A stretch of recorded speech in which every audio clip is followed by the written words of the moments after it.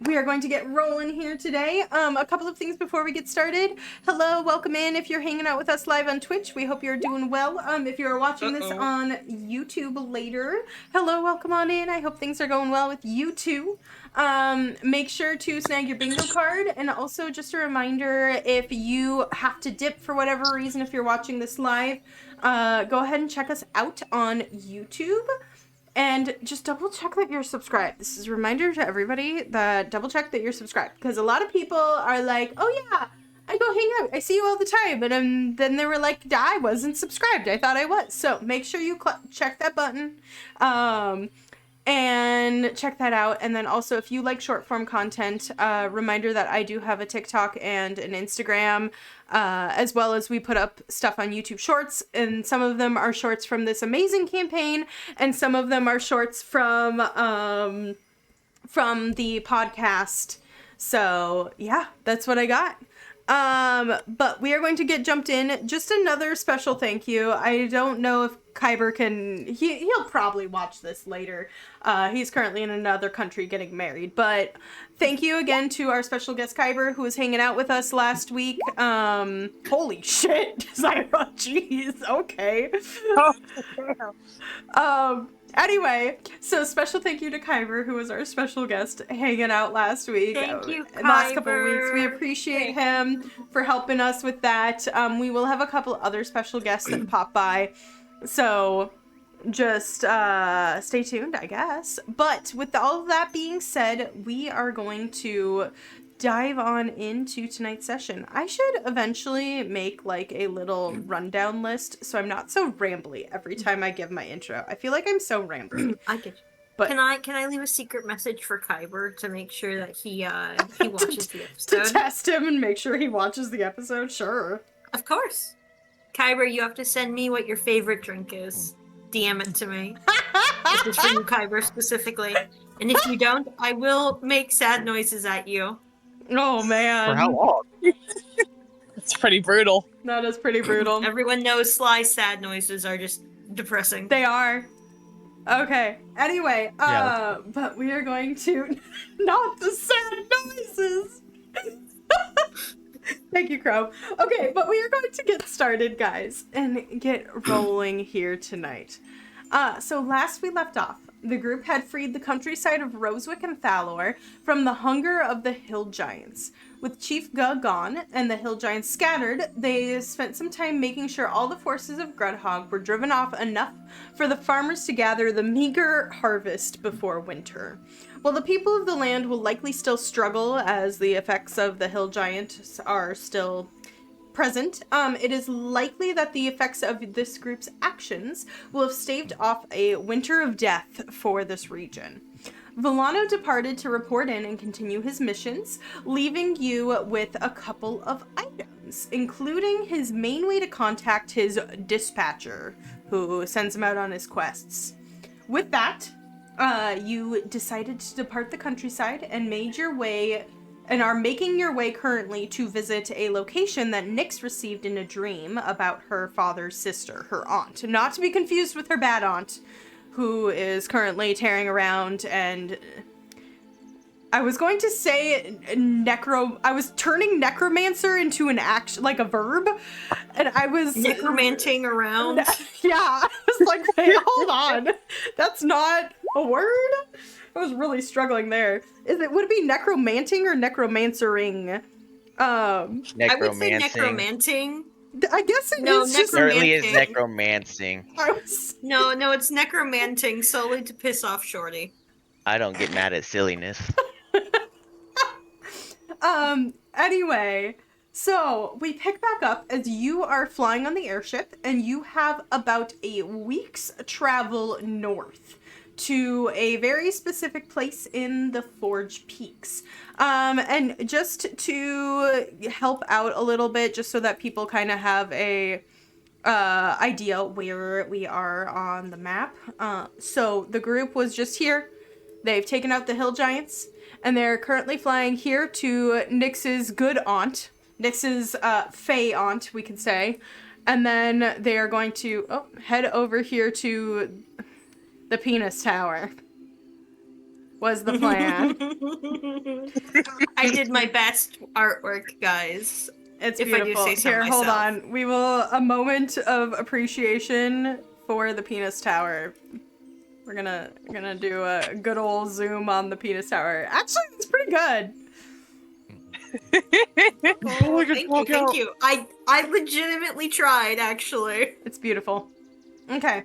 I didn't add the tip though. Someone else's artistic expression. Just tip. Hey, look, Okay. I can't. I have to offer credit where credit's due. All right. That's beautiful. Okay, so with that, we are jumping on. Dear Lord, I love you guys. I hope you know that. I really appreciate you all.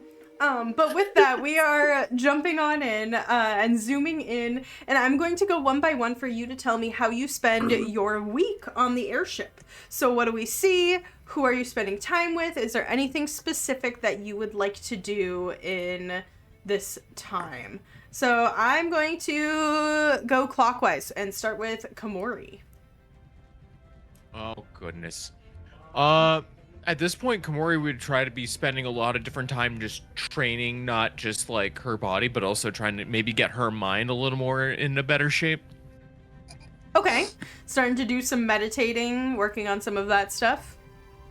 Yeah, a little bit, just because it's like, in that aspect, she feels like she's kind of been lacking a little. And it's not even just like because, barbarian rage, but also just like with other things, especially with that little trip that happened with Ravasi and everything. She still feels bad about that a bit and wants to be able to maybe be a little more mentally armored or prepped for that. Okay. So that way something similar maybe doesn't happen again. Sounds great. And with that, I totally forgot what the barbarian's name was who's on the... What did I name her? I don't know what I named her. But your little barbarian friend who decided to stay on the ship with you does join you for training, Komori, so you are able to, she's not nearly as good as you, but you have a combatant. And I assume if Nyx wants to train with you at any point, Nyx is a little bit more of a combatant for you. But you do spend some time meditating and the like. Is there anything else specific that you would like to do? Not particularly, unless anyone else asks her for any help with anything. Perfect. She's kind of just not lone wolfing it necessarily, but just like trying to better herself. Okay. To Zyra, what are you doing over the week? I am spending a lot of my time during the day. Zyra is spending a lot of time trying to attract crows and talking to them. I'm continuing on with my crow plan that I have sent you. Okay. By God, I will get this set up. It will be so useful. So, for the sake of this, you already did a pretty good job last time. You had a decent mid. So, go ahead and roll me... Let's do 3 animal handling checks. Absolutely, and I will guidance myself on these if at all possible. Oh my gosh, that one. I'm gonna replace that with one of my nat 20s, actually. Okay. Sounds great. So overall, it goes really well. You feel like there's like a whole bunch of crows that are kind of flying south for the winter. Do crows fly south for the winter? I don't know. Yeah, that's actually that's the best time because that's whenever they have crow convocations. It's a genuine thing. They flock together in huge flocks and trees, and they all talk. That's so cute. I forget about this. Aw. I'm a fake crow friend. Apparently. Me too. So there's like a bunch of crows flying kind of further south for the winter, and you guys are going north, and so you're like passing by this whole group of crows, and very easily you scatter all of your treaties for them, and they descend upon the airship. And some of them do recognize you. They have either seen you before because you kind of were flying faster than them, and they kind of help in telling their friends that you are good. And actually, for a couple of days, a couple of these crows are like willing to turn around and fly back with you for a little bit just to get to know you and to eat the food that you are giving them before they continue to take off. Gorgeous. I will continue to build that relationship with the crows. And this will come in. It has not gained any benefits yet because it has not been enough time. Mm-hmm. Okay. All right. Is there anything else you would like to do? Otherwise, I feel like Tazira is trying to go through any of the books that she has or just rack her brain. My biggest concern is where the hell the one who betrays came from. So I am trying to do any research on, like, what has Tobias told me about this, whatever hints of dragons might have been on this world beforehand, or where are things powerful enough to become dragons coming from. Okay, go ahead and roll me a history check. Absolutely. It didn't roll, motherfucker. There we go. 16. So with a 16, you are positive that any information on the one who betrays is absolutely not in your books that you have on hand. And you are absolutely positive you've never heard that. How do you say moniker? Did I say that right? I wanted to say monkeyer, yes. and I was like, that's wrong. You are absolutely sure that you've never heard that moniker before. However, as you are like sitting and reading and going through stuff, you kind of glance over to the quill that Volano gave you, and you remember that he mentioned that she's very smart, is what he said very specifically. So obviously the person that he talks to and kind of sends him out on his missions is very smart. So maybe you could always try her, although you have not talked to her yet at this point. You know what? Yeah, I will. Especially because I'm assuming this is somebody who has connections to Simona Church, so Tazira's fully probably in her mind being like, you know what, they should know this. And I will kind of write down the rundown on known dragons in the world, dragons that we found that have been unknown, especially underlining the one who betrays, and kind of given the timeline of this dragon should not exist on Ilumelan. Do you know anything that might give us any sort of lead? Thank you so much for your time. Are you introducing yourself at all, or are you just, like, they're just getting a page of scrawled dragon notes from you? It's really funny because it starts as the page of scroll dragon notes, and then right at the bottom it's, by the way, this is Iris Vervain. Oh. Thank you so much. What? Interesting. You get a message back almost immediately that says, like, Monis Vervain? And that's it.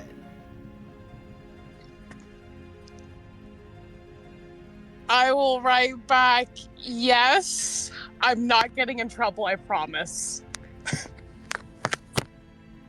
And then you just get a message that said, Volano said he was handing this off to someone, but I didn't realize it was you.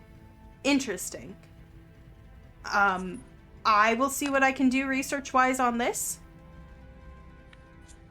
It sounds like you're in some very fascinating stuff. I haven't heard much dragon research since we've talked to the Great Wizard.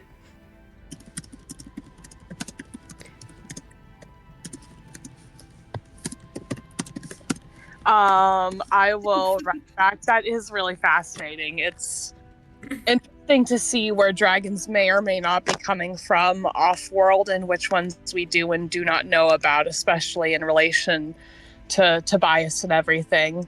Thank you so much for the research that you're doing. And if you are able to tell me you are? You get a message back that just says, my friends call me Vera. Vera.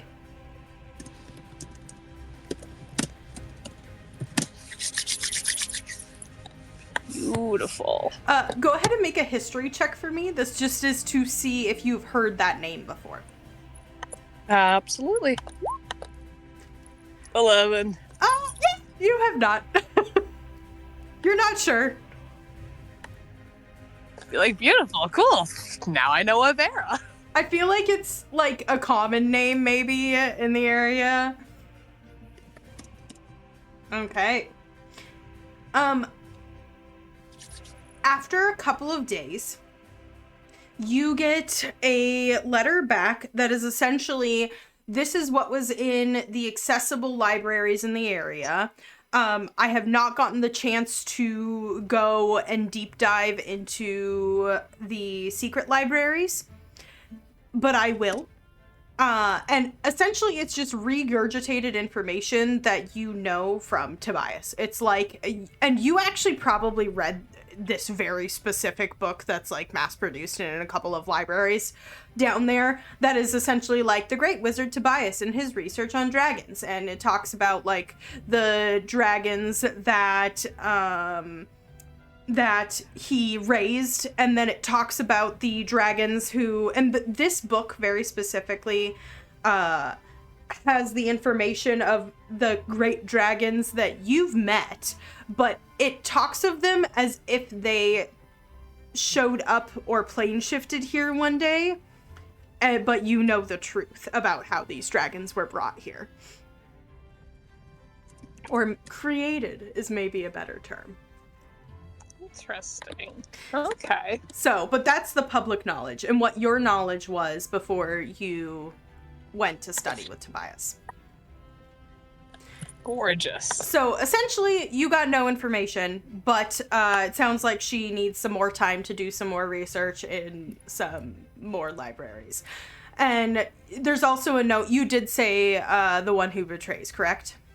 Mm-hmm. So there's also a note that as far as she could tell looking, that there's no one with that moniker, but she is going to continue to do some research, and that... Roll me a d20. I'm going to have you roll essentially just a luck check for her. So just a flat d20. Absolutely. 14. With a 14, she has not heard anything yet. But she, as she said, she apparently has access to some of the secret libraries and will continue to do research. I will shoot her back a very nice thank you note, and then to make it, at least try and make it a little bit easier on her, I will draw as best as Zari is able, both the dragon form as well as the storm giant form that the one who betrays originally showed up in. Okay. If you do that, she sends a message back that says, it's really interesting that you say she's a blue dragon, because all of our notes say that blue dragons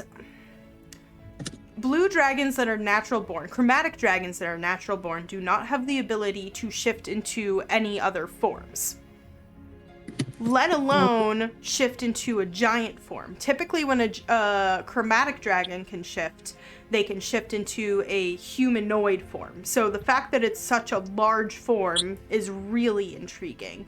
So obviously this is a dragon that's from somewhere that does not have access, that was not originally connected with Ilume, right? So that's like the lore of the ancient worlds of Ilume. And there is rumors that some of the newer chromatic dragons on Ilumelan can also shift. Not chromatic. The newer, what are they? The color ones. Not... Metallic? No, metallic ones can shift. There we go. Chromatic ones can't. And so she does say that there's rumors that some of the new chromatic ones on Ilumelan can shift, and she assumed that's because they worked to come over to the land with Tobias, and so Tobias somehow was able to give them that ability. Gotcha. So, but what she has from notes from, like, the old world is that blue dragons should not be able to shift. So it's really interesting. So this is either definitely an off-world dragon, or it's not just a dragon.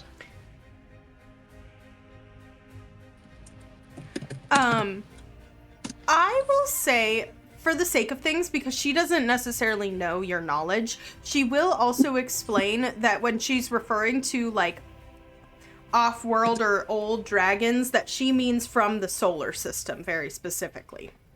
Mhm. So, okay.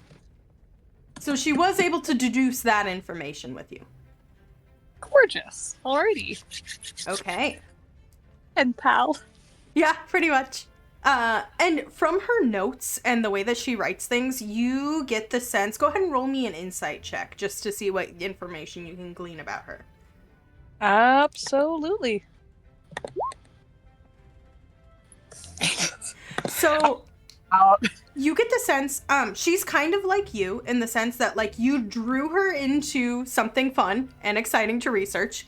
And she has fully just, like, gone into this. So if there's anything that you glean, it's that she is nerdy and determined.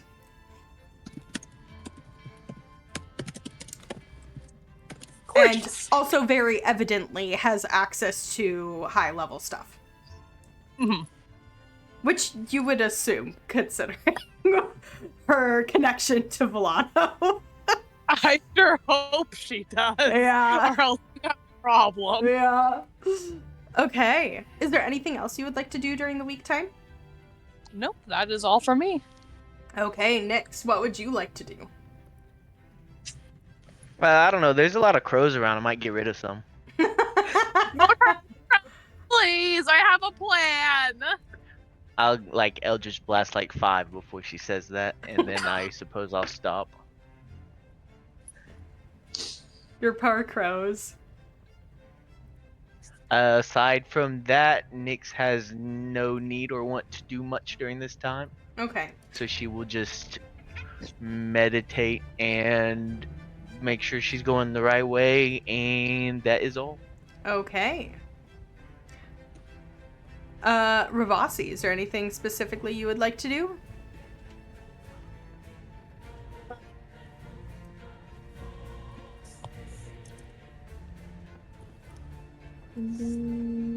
Not currently.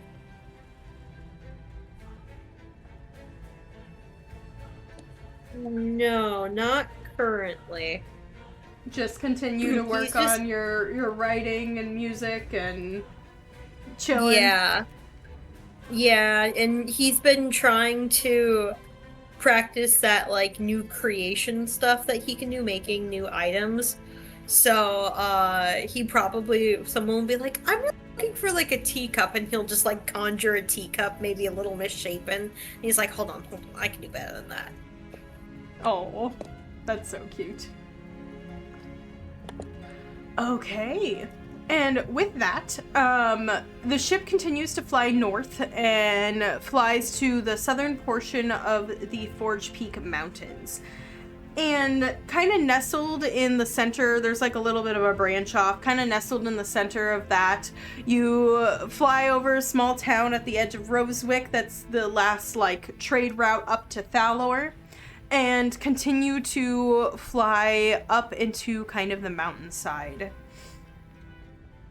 Into this area that's technically part of Thalor, but not really part of either country. Eventually, you start to see the pathing of a gorge as it carves through this area. And Nyx, you kind of give some directions at this point to tell them what you saw in your vision as you were flying over the land. And you get to a point where the ship cannot go any further. And they set you down, and you continue this short hike from the valley to the valley that led up and the kind of small path there, and the sun is beginning to set. Vibrant green pines surround you, and there's a bubbling brook running down parallel to the very faint path in this gorge. Wildlife is very vibrant around here. You hear chirps of birds and several squirrels that are tearing through the pine trees. Could I get a perception check from everybody, please, and thank you? Absolutely. Yes, perception. Damn. Oh, I'm still whispering. Okay. I rolled an 11. You're still on DM mode. I was still on DM mode. Okay, so 27 and 11, a 28 and a 13. So Nyx is kind of leading because Nyx knows where to go. And Komori, you're treading along the back, and you and almost Tazira at the same time begin to pick up on that you see carved in a lot of these pine trunks. You see a bunch of ruins.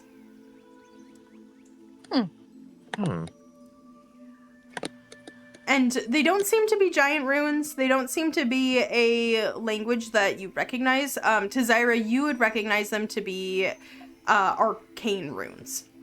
Like, very old. You've seen a couple of these, like, way back in the day and in books of things. I am drawing all of these as I pass then, if I recognize that these are old and I don't fully know what they mean. Go ahead and make an Arcana check. And since Komori rolled a nat 20, I will allow her to assist you, even though she doesn't have any ability in Arcana. It's more of like a helping you draw the ruins and pointing out ones. Just be like, oh, did you see that over there? It's like, this looks like very... It's like, I don't know anything about this, but this definitely looks old. Okay. Beautiful enough. Guidance myself real quick as well. Totally fine. So with a dirty 20, you get the sense that these are some very old ruins, some kind of ancient, very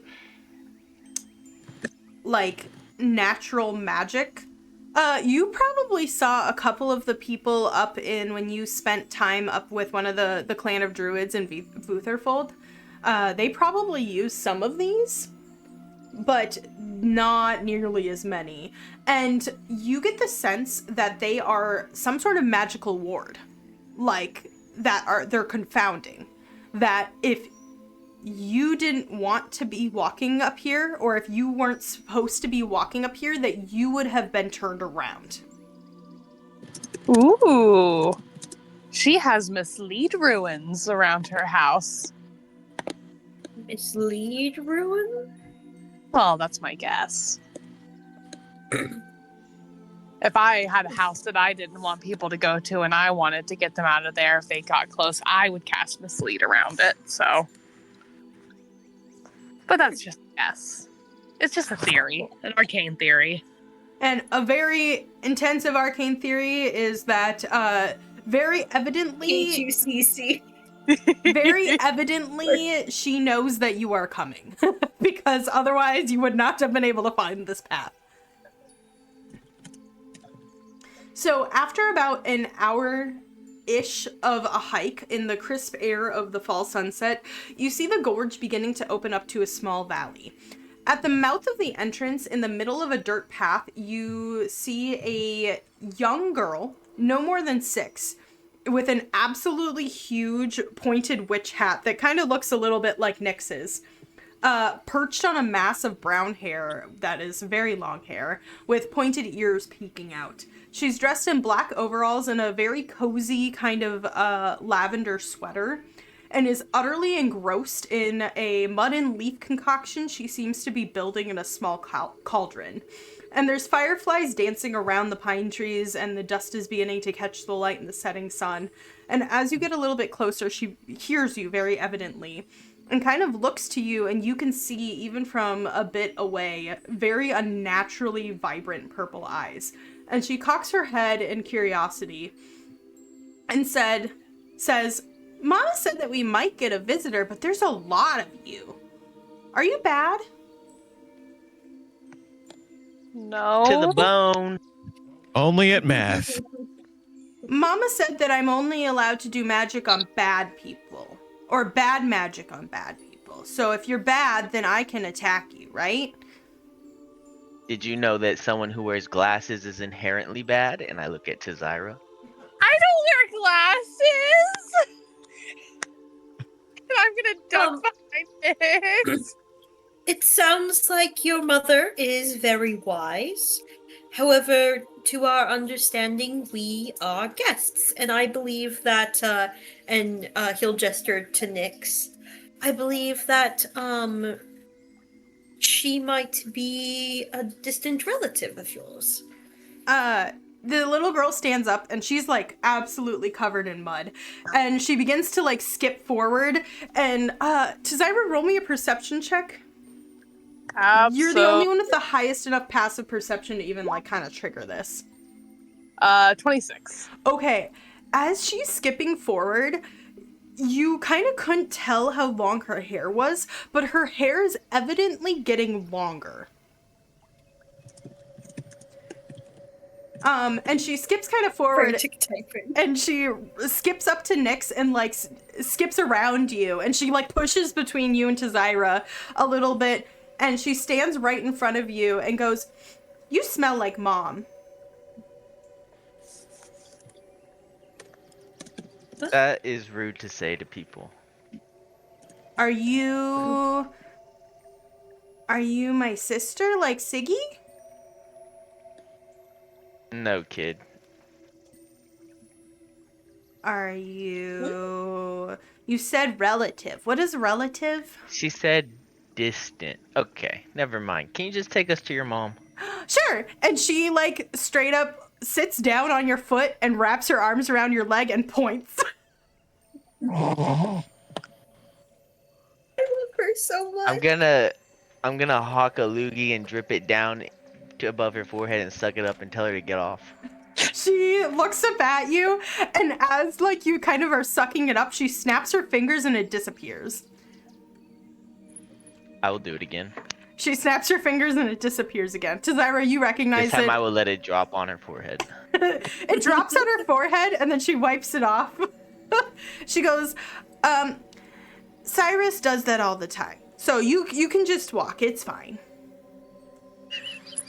I was just gonna walk, just not with a leech on my leg.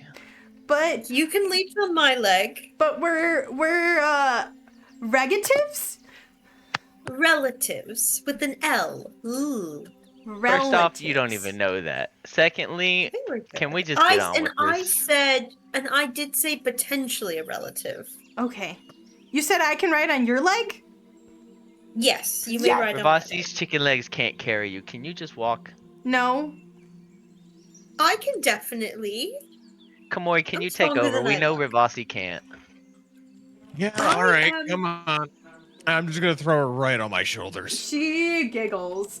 And again, I'm gonna like carry over that 26. Tazira, you watch as one of her eyes like actually turns blue for a quick second.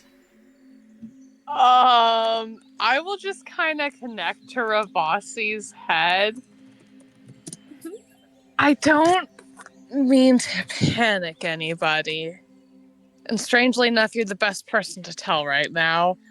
This is weird. Her eye changed color and her hair is getting longer. Magic Fae child do magic Fae child things? Yeah, let's be careful with our names. Roger, Roger. As she's like hanging upside down on Kamori, absolutely giggling, holding on to her hat so it doesn't fall. And she starts kind of like, and she's loud child giggling. Like this is the voice of a kid who is never known to be quiet for the sake of like not getting caught, other than like fun getting caught. And once you guys get a little bit closer, you begin to see the kind of pine trees open up, and the sun is beginning to fully set. The stars and there's one moon, not multiple moons, are beginning to dot the twilight sky, and you see... I almost got so excited. No. No. A cozy glow emanates from a very rustic cabin, and there's a large garden that fills much of the clearing as well as the brook. And in the garden, kind of pulling off some tomatoes from a kind of caged tomato plant, you see a kind of really lanky teenage girl. Her hair is very dark, and she looks kind of dirty and but dirty in the sense that it doesn't look like it looks permanent. It looks like her fingers are kind of just stained brown. And she has some patches of brown on her, very long ears. Her hair is stunningly curly, but it looks like there's kind of moss in it. And Zari, as you're looking a little bit closer, you see a bug skitter over her shoulder, and she looks down at it for just a moment and then nods. And she looks to all of you, tucking some of her tomatoes in her basket, and looks to Ren giggling over Komori's shoulder. And Ren is just yelling out, Tara, Tara, Tara, Tara, Tara, there's, relatives. With the Nell. Relatives. Also, you don't know that kid. You smell And like I Mom. said potential. You know, you can never beat smells. That's what they always say. That's true. Honestly, I think that's how animals, identify each other a lot. Am I an animal? Theo talks to animals a lot, but he's not an animal. Am I an animal? And then Tara, the teenage girl, kind of walks up and pulls Red off of your shoulder, has to get up on her tippy toes, and Komori, she's absolutely not fazed by your appearance at all, as she gets up close to you, looks at you curiously, looks at you curiously for a second, and then pulls Ren off of your shoulder in a way that you get the sense she's used to slinging around her little sister, and she just says, no, we are not animals, but well, technically, in a way, we are animals, because we are mammals, theoretically, although there is a lot more magic innate in us, Mother says. Okay, calm down, Socrates. Let's go to your mom. This is Nyx. She's kinder than she seems at first, I promise. At first. Okay. She just blinks at you a little bit. Blink, blink, blink, blink. Well, I suppose Mother did say that there was someone visiting. Just not so many, but... Alright. I suppose... Okay. And she, goes and knocks on the door. Or, not knocks on the door. She goes and, pushes open the door. And has put down Ren at one point, who promptly latches onto her sister's leg, and so she's doing the limp walk thing with Ren on her leg, and a basket that she is resting on Ren's head. And she pushes into the door and goes, Mother, we have visitors that you were talking about. And as you guys kind of look into the door of this cabin, much like you saw in your dream, Nyx, it seems much larger inside. On the outside, it looks like it's just a simple one-room cabin. Inside, it's very large. It's a very open concept, cozy, and it seems like there is a sort of balcony that's kind of open to the ceiling up above, and a beautiful sweeping staircase. Behind it, you see a very huge kitchen with a open cauldron over a controlled magic fire, as well as kind of a cooking fire in the back too. The living room is absolutely cozy with another roaring fireplace. It's very warm in here. There's tons of fuzzy rugs all over the ground, as well as a comfortable looking sofa with blankets, and a huge dining room table. And kind of tucked back in a corner, you see that is a little bit more closed off, but it has an archway, and it seems that there's some sort of library office back there. And upstairs, there's a whole bunch of, like, it looks like a chandelier, but instead of actual lights, it's just magically lit. And they're like little floating orbs, as well as there's a couple little random floating orbs that light the area throughout. And you see in the kitchen, kind of standing around, is a very older human man. He has gray lining his dark hair and beard, very kind smile lines as he turns to and look at you. And next to him is what looks to be probably an 8-year-old-ish boy, if you would call him that. He looks almost like a half dragonborn but like a human face, and he has patches of scales across his face. He does not have wings, but he does have curly baby horns that are like tucked into his very dark, curly mass of hair. Absolutely is not wearing a shirt. Looks like he has like body paint on him, but also just these very dark, black, almost teal scales all over patches of his body. And he kind of turns to look at you, and you see a tail swishing behind him. And he has what looks to be like a wooden hatchet, but like definitely not an actual, it's fully like a toy hatchet. Standing next to this very regular looking human man. And he kind of rushes forward and grabs Ren and like almost tackles her off of her sister's leg, and then looks at all of you and goes, "Are you fighters? Do you fight?" And the Only man, this big one does. The man walks forward and puts a hand on the boy's head and just says, "We don't just ask everyone if they fight, Theo. Hello, it's lovely to meet you. I assume that you are the visitors that my wife has been telling us about." We presume so?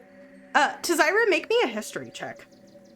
Absolutely. I know who these are. I smell a dragon.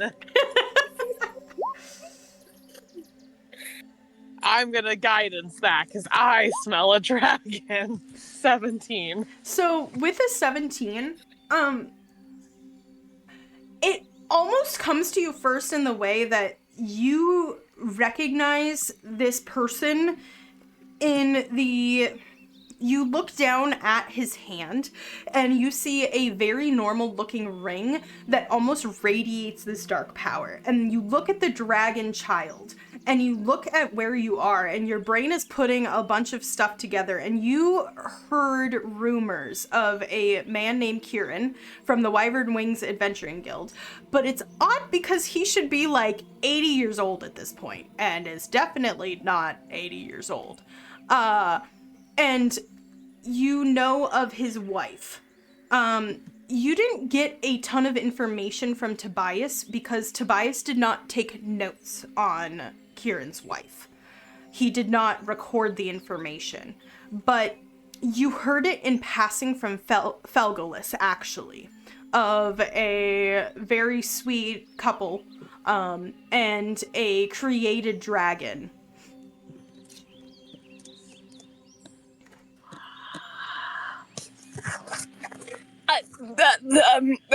Are you Kieran? Yes. Should I be concerned that you know me? No, I know Tobias. I've been apprenticing under him. Oh my goodness. I haven't visited Tobias in ages. It is so good to meet you. And he puts his hand out and he goes, come in. I'm so sorry. We're in the middle of dinner. We can definitely add more and make sure I see that you have met my children. I hope they were on their best behavior. But do indeed come in, get settled. You're our visitors? Interesting that my wife somehow knew that you were coming, but I am happy to host you. You will definitely stay here for the evening. Don't worry about it. We'll just add a couple rooms on and make sure that everything is handled. This is he like clears his throat a little bit, and the two younger ones who were 110% like tussling across the floor at this point stand up. And he goes, if they have not introduced themselves, this is Ren. And he like puts his hand on the little girl and like straightens her hat, which got knocked off. And this is Theo. And he puts his hand on the little boy. And Tara like walked past and was like gone into the kitchen. She is one track mind in the middle of something, apparently. And there's another one around, I believe that he is with Fea. So let me go let her know that someone's here. And as he's saying that, you hear kind of like a noise as someone begins walking out of the room in the back that was kind of looking like an office through the archway. And you see a very, very beautiful woman, if you could call her that. She definitely gives off more... Like, you've met several elves. She's more than an elf. Her ears are longer, her cheekbones are sharper, she's definitely taller, and she has such a strong magical presence. She is in a very long dark dress that's extremely simple, kind of like the deepest green you could get before it's black. And her hair is loose and running like a dark river down her back. And as she just kind of walks forward with these vibrant emerald eyes and very, very dark red lips, and you, especially Tazira, you've kind of gotten a sense for things, and you know that this is not a woman. This is a dragon. Importantly, that's my wife. That's why. Brief pause here. If you have not gone and watched any of the other stuff on my channel, In the Eyes of the Stars was actually kind of a prequel to this. There was a little bit about like some of the giant stuff and setting up some of the dragon stuff, and Selma played Kieran. So It's my boy. yeah, that is her previous character, and in the end, his wife and patron actually came through. No spoilers. No spoilers. Never mind. No spoilers. Sorry, I'm very gleeful right now. Also, Sly did help me with all of the kids. Aww. So, but she I'm walks. not gonna lie, I almost thought you said goonful. But she Which, like, your character, fair. She walks forward, and you actually see behind her a kind of younger boy, like maybe 12-ish. And he looks mostly human-looking, kind of has blue eyes, very lighter brown hair, but there's like something a little bit about him. He's very beautiful, like almost unnaturally beautiful, but very human-looking. But she kind of walks forward, and he's trailing along behind her. And she walks up to all of you and just says, "Interesting. I knew you were coming, little one. You smell so much of my brother, but also not of him. And you..." Who the crap you calling little one? Well, when you are as old as I am, everyone's little to you. Also, in size, you are considerably smaller, but you also curiously smell much of an old friend I've not spoken with in decades. That's being... None of your business. And lady, you could learn some respect just calling someone you just met little one. Apologies. It Oh, is... you're just mad because she's right. That I'm little? I don't care about that. I'm feisty. Also true. My name is Fea, and she puts her hand out. I'll give her a dap. What's up? I'm Nyx. Were you the one Shake. who was spying on me in your dream? Spying is intentional, and I certainly didn't mean to so. but Interesting. I suppose yes. I have not heard from my brother in many, many years. Far beyond my time on this plane. It is interesting that you smell of him. I do believe I have half his DNA, so. Oh. So that's where he escaped to. Huh. No, he's not inside me, lady. No, that's... I meant to here. He escaped and went to here, this plane. And I see that you brought some interesting companions with you. Yeah, they're like You groupies. really- They won't leave me alone. This is Rivase, this is Komori, and this is Zyra. Hello. One whose life is Hello. not their own, one who's no longer themselves, and one who doesn't know themselves, and none of them human. Intriguing. Tazara Okay. looks at her.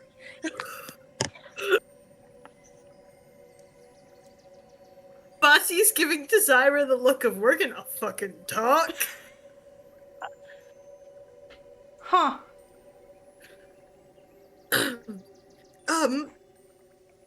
Well, as I'm sure my lovely husband said, you are welcome here.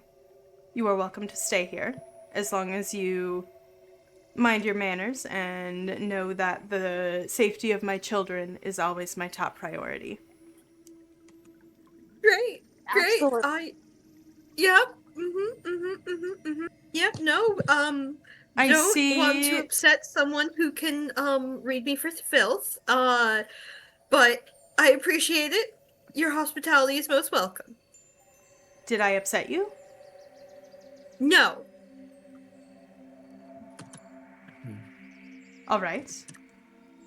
I know not why you come here, but I'll admit, we don't get much information from what is going on in the land other than when my eldest daughter returns home.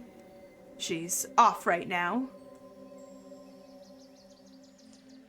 But if there's anything that we can do to assist you, even if it's just simply offer you a night and a connection, and she nods at you, Nyx.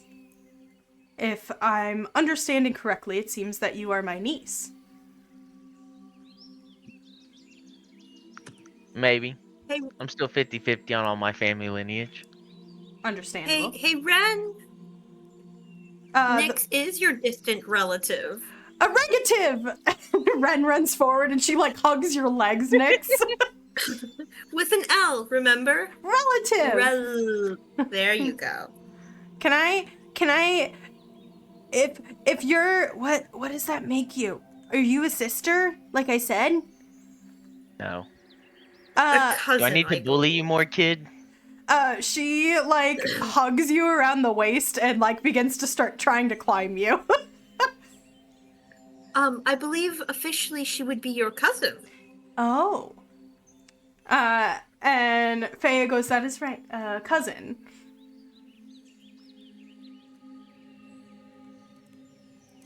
I will wet willy her and get her off me. She giggles, and kind of bops down, and you watch as she kind of drops. She does not go to catch herself, and a whole gust of wind blows through one of the windows and fully catches her on the ground, and cushions her fall before she hits the ground. Faya did not move, and neither did Kieran. But Ren is absolutely giggling, and then Theo goes, me next, throw me! Nobody threw her, kid. So, Faya kind of goes, we're gonna get dinner handled. I'm going to go check something quickly, and Kieran, I assume you can offer them. Why don't you open, there's a a bottle that Siggy brought us last time. Go ahead and open that. And she walks back into the office for just a brief second. And you guys can all do what you would like. So if you would like to sit down somewhere, Kieran does seem to be pouring some sort of wine, as well as he's offering like juice to the kids. It seems that Tara is in the back, like cooking and adding some stuff to what smells like a very delicious pot of essentially chili. And it smells like there's some bread in the oven too. And Theo kind of tears through and goes, wait, Dad said I could season it.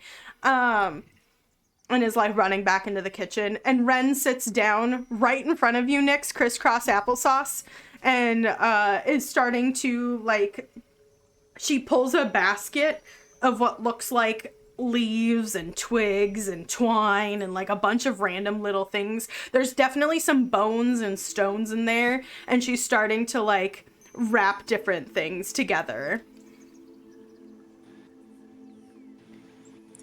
I will use her as a footrest. She giggles about it.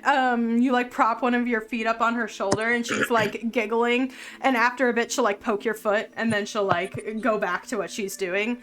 The other boy comes up to you all and says, "It is so lovely to make your acquaintance. My name is Cyrus.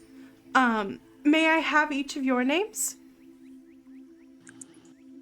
Nice. And Freya goes from the back room, "No, you do not steal from our guests." And he goes, "Aw, you never let me shine, Mom." You can have my name. My name is Nyx. Interesting. That's not your actual name.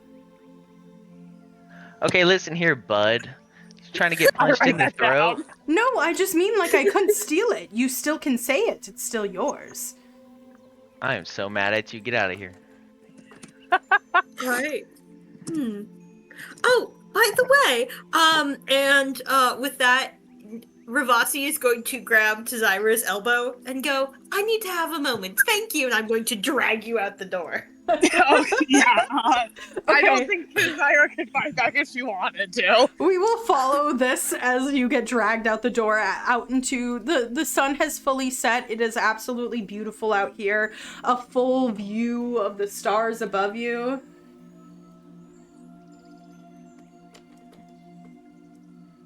So, To my defense, I'm pretty sure I'm human. I think so. most people know what their race is? Look, yeah, but when you have a dragon who's obviously... Listen, the dragons that Tobias created were not made out of piddly-widdly little souls, right? Like, those were big honchos. He's just giving you the most flat stare of, I don't believe you. Ravasi, you know nothing about created dragons. You've never heard that before. No.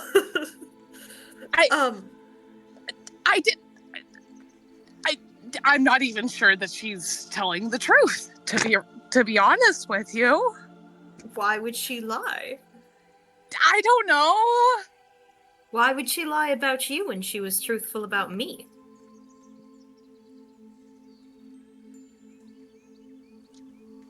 Ravasi very clearly is like trying to like be vulnerable with you here. Like it's not accusatory. Listen, I broke my brain a couple of years back, right? Like I broke it bad, right? I went batshit. There's nothing more embarrassing than being in front of a council and dropping everything and yabbering on for 3 minutes about the world ending because you pushed a little too far and now stuff doesn't feel exactly the same. But I'm pretty sure I'm human. My mom's a human to my knowledge and my dad's a human to my knowledge, so I should be a human. Well, he thinks... changelings, right? Maybe?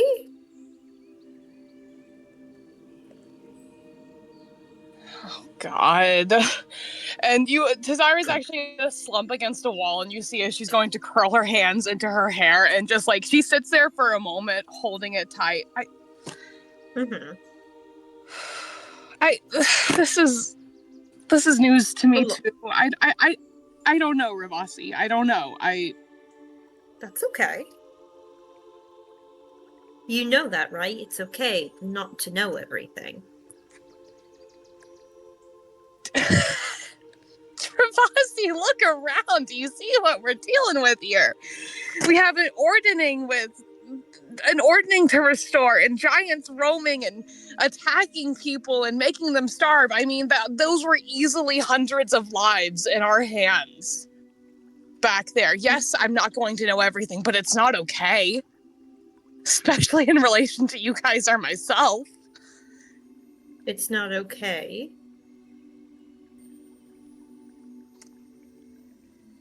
No!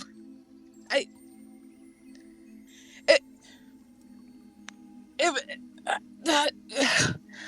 I don't know what the hell I am, apparently, according to this woman, then how the hell am I supposed to say that I have any air of legitimacy when I start rambling out something and tell you guys, you know what, I saw X, Y, and Z thing and we need to go and do this now? Ravasi kind of like crosses his arms and thinks for a moment. I mean, you don't have to fully know who you are to know other things. Sure, yeah, I don't need to know what I don't even know. I don't need to know my ultimate self-actualization, right? To give a vision. I can agree on that. But stuff's been weird for a couple of years, and I just thought, I don't know, maybe I wasn't good enough to work the way that I was anymore, or maybe I broke something, or I don't know, I'm just going crazy. I can't turn it off, Ravasi, anymore. I used to be able to turn it off. I can't do it anymore. He's gonna lean over, sit down next to you, lean over and put his head on your shoulder. So, you and I have opposite problems then.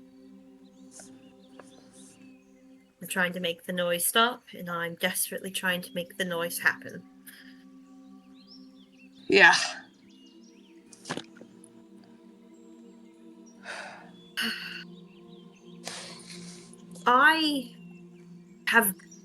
He kind of scratches his chin uncomfortably. And then you've seen this before, the very careful wording. I have gaps in my memory. And sometimes my actions aren't my own. And it's scary not being able to control yourself, control your own mind, control your own magic. But you are still you, no matter what. And I've had to learn over the years that you can trust yourself in the moments between. Because you can trust that you are going to be the person you want to be.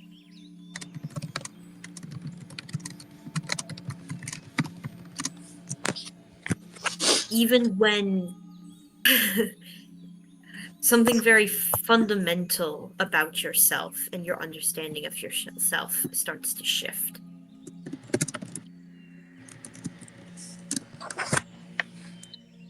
And on the bright side, you're not rambling alone anymore. Yeah,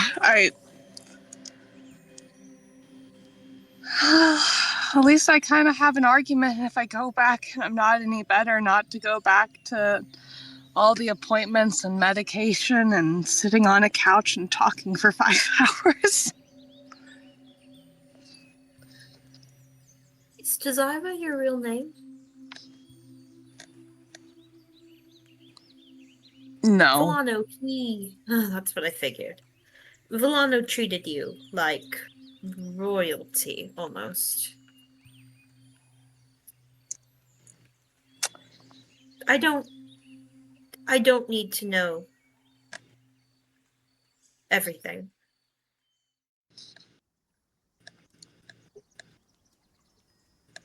But well, you were the first person I ever have opened up to more in my life, and I understand that it's only fair to return the favor.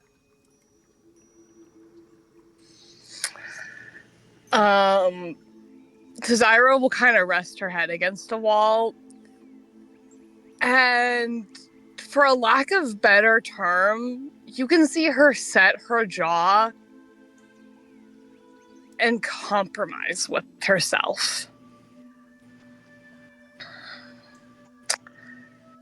You don't tell this to anybody, because this will ruin my dissertation, and this will make my parents so disappointed and ashamed more than I've already done.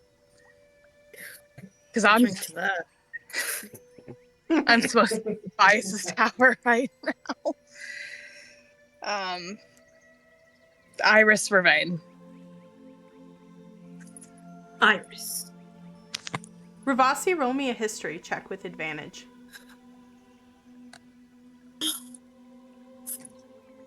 Okay, DM. With a 10, the name rings a bell.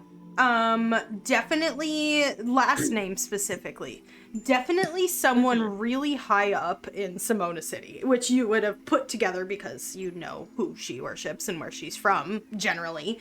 But definitely someone extremely high up in Simona City. Oh. Would my family have interacted at all? Not a ton, because the relationship between the Lords of Pentacles and Simona City is not great. It's kind of like trade for the sake of we gotta, rather than they don't, like, Soulstone doesn't allow guilds. Soulstone is kind of like, they accept most religions, but they kind of don't let a lot of the Church of Simona come in and populate the temples more. Like, it's very severely regulated. So you wouldn't, that's all information that you would know. So you would say you have not interacted with any of the higher-ups at all. I was wondering if, like, my parents had maybe commented at all. Likely no. Okay. And you kind of watch as she swallows hard. I took a vow of silence, you know. It seems to be going very well. Yeah.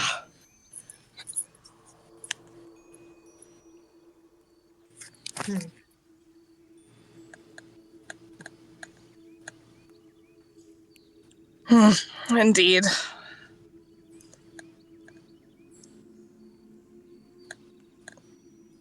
Well,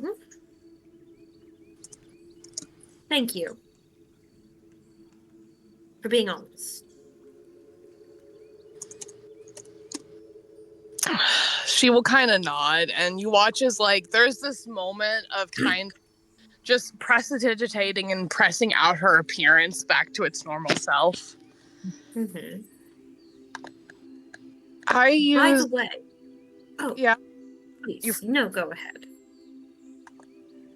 Desira's useful, and she can talk, and she can be loud and messy. and that's very useful. And if she pushes and asks questions, it's not an offense and it's not suspicious. Is she who you want to be, though?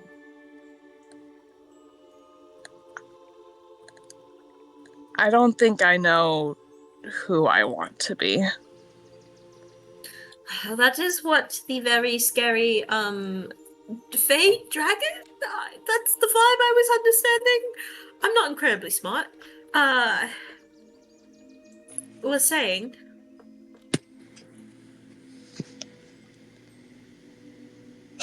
There's something really ironic about a party full of people who don't know their past and who have a cruddy shot of view of the future and don't know who they are, trying to set together a group of governing rules for an entire species.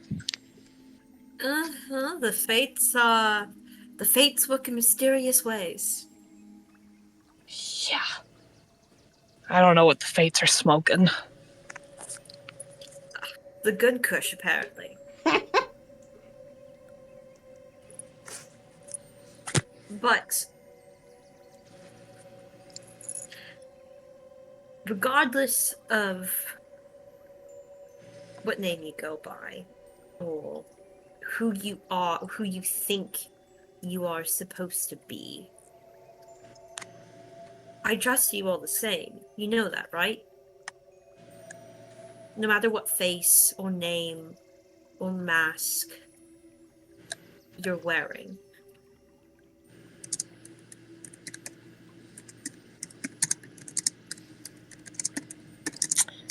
I want to live up to that.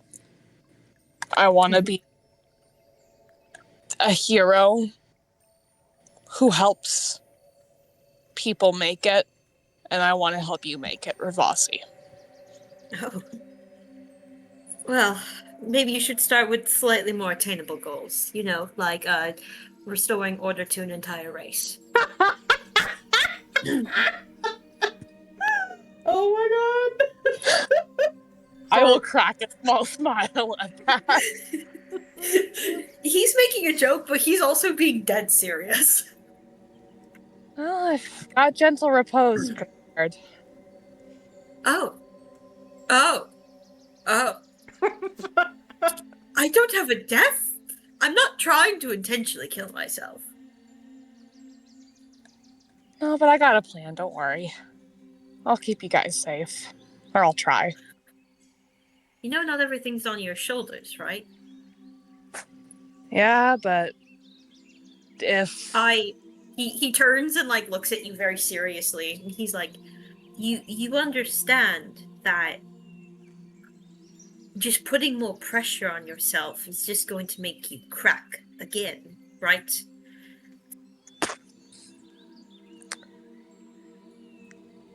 Sure, but what use?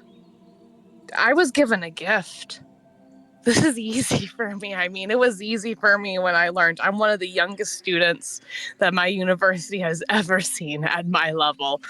I am a machine when I want to be. And what use is being a machine who can chug through divination if I can't use it to help? If I can't just step up to my responsibility? You'd be my friend.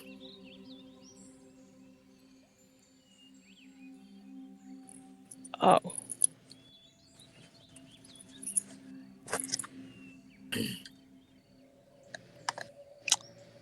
Iris will write that down. Yeah. He looks almost like a little surprised that that came out of his mouth. And someone who's always grown up with a use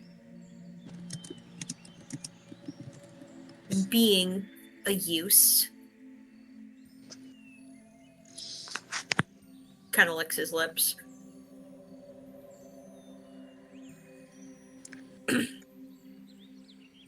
I know where my breaking point's supposed to be. You don't need to try to force yourself there first.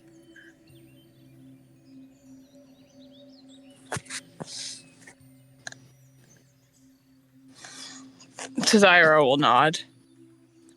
I'm not sure if I can ever go back to the person I was before I did what I did to myself.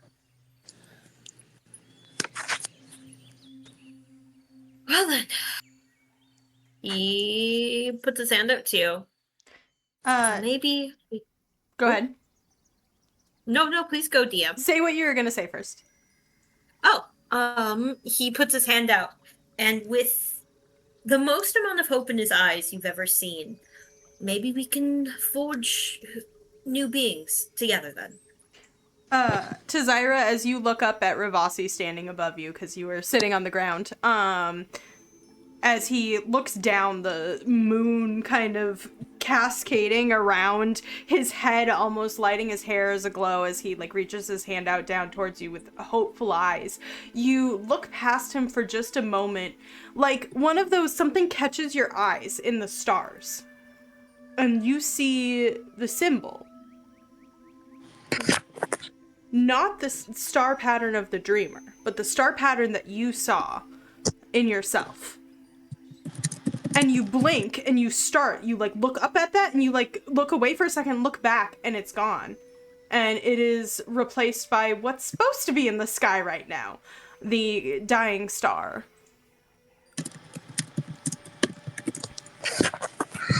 Huh.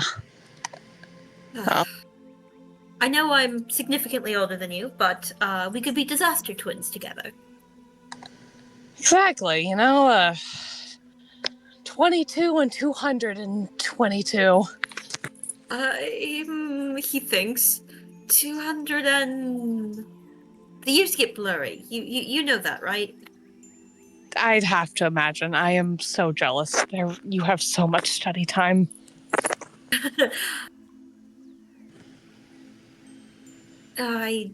Yeah. Oh. Sure. The 200 beforehand, that is. Yeah. Sorry. Thank you. Sorry, I'm also trying to figure out... I'm 203. Ah. My apologies for calling you old, Gramps.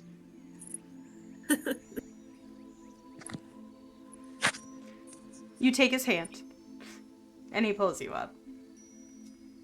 And with that, I think we fade back as we fade back into a very cozy-looking cabin.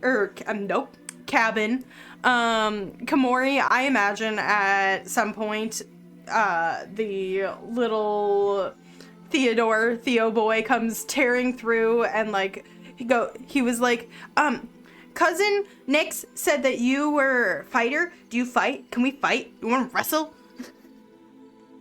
You're sure you're ready for that, buddy? Yeah.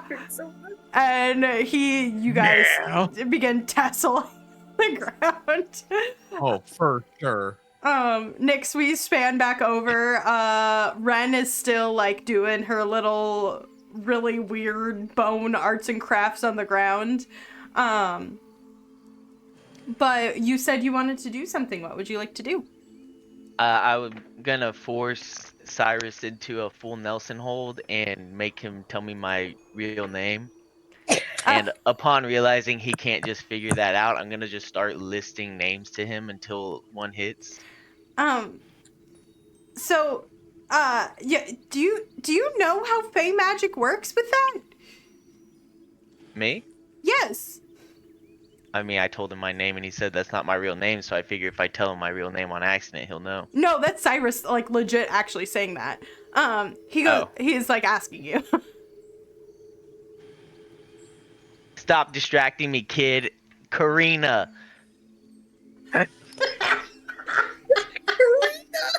Wild Why would you want to be named Karina? Well, Karina's a character from Shorty's campaign, which is funny.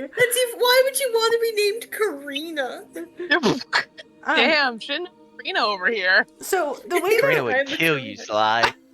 I'm aware. That's what makes it funny.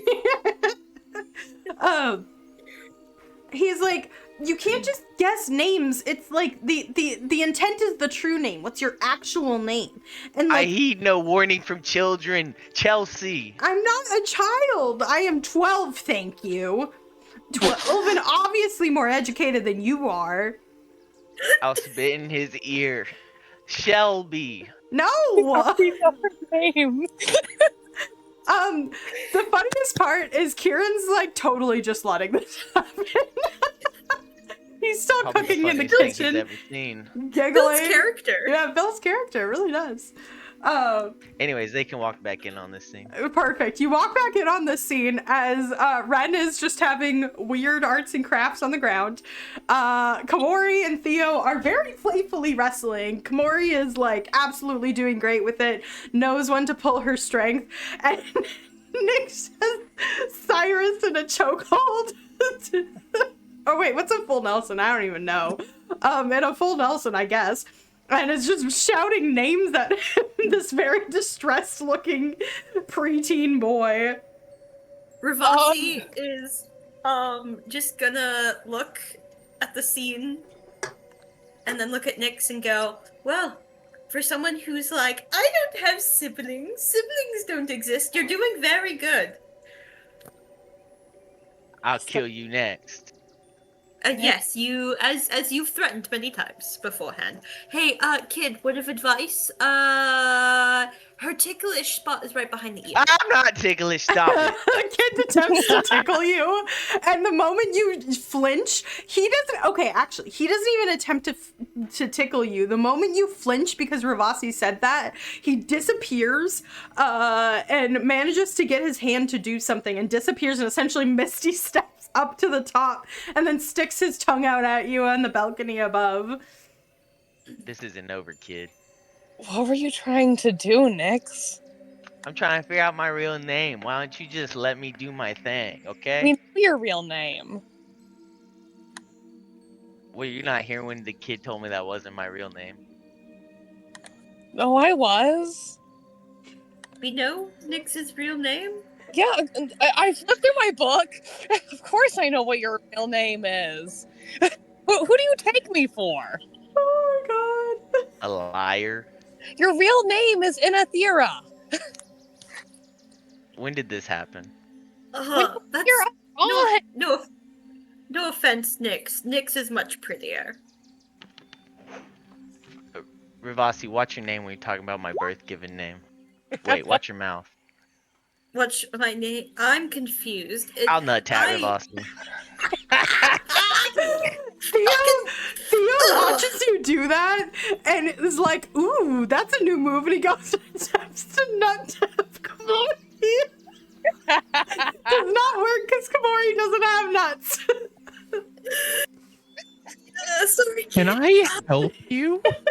like in pain, Ravasi just goes, wrong anatomy!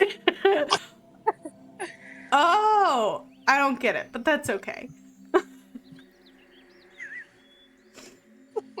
I was trying to give you a compliment. Why must you hurt me?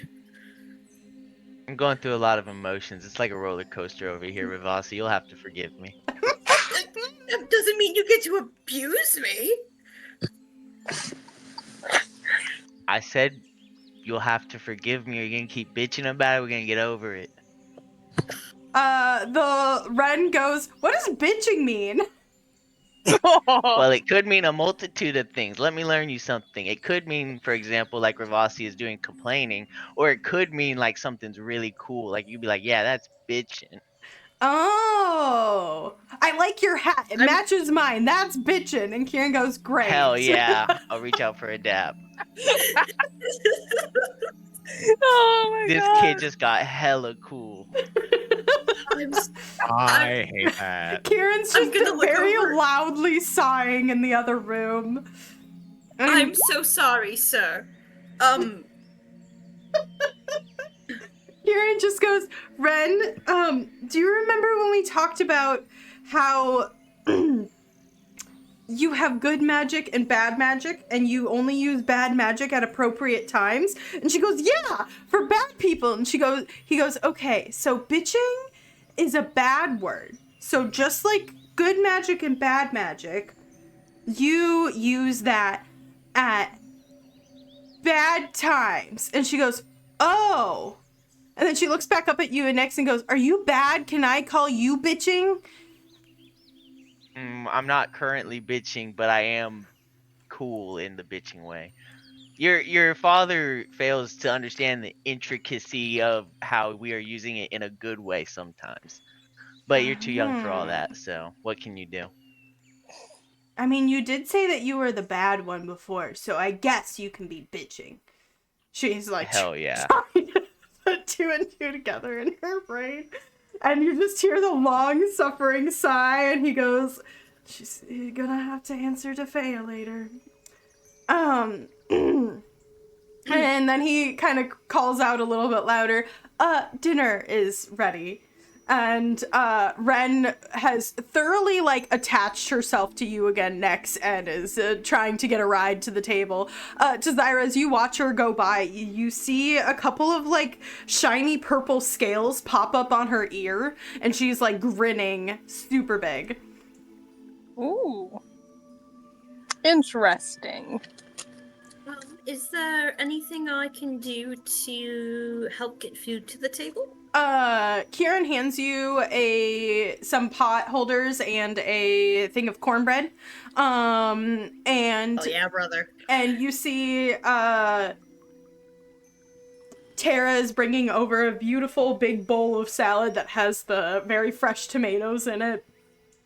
And Cyrus eventually emerges. It takes him, he waits until almost everybody's at the table, and Nyx has picked her seat and is distracted before he comes back down. And Faya eventually does come out, and you guys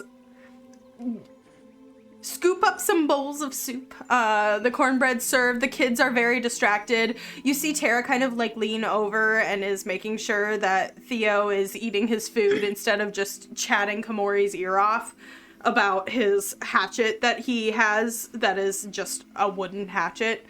And after a little bit, Faya kind of leans forward and says, I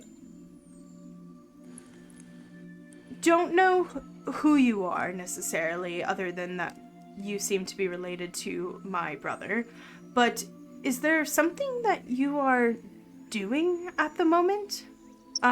You're obviously an adventuring party. An adventuring party. It's a strong word for what we do, but I guess. Ravasi will start explaining what we've been doing, and kind of give a very brief rundown, and he finishes up with, so we are on our way towards the stone giants, and it was the stone giants, right? And then we were recommended to stop by here, maybe for some extra additional information, was my understanding. Oh, Kieran actually leans forward. Interesting. That sounds a bit of what I ventured with a party roughly 40 years ago. And it sounds a bit of what we faced. We kind of stopped. There was a little bit of a frost giant uprising. They were attempting to raise a Psychon of their old god. And we actually... Are you referring to, there was a cave system that the stone giants took up hold in near Tobias's tower? Is that what you're referring to? Yes, very close to Tobias's tower. Interesting. I'm wondering if it's the same stronghold that we snuck in and out of to save Felgolas. I really love that word.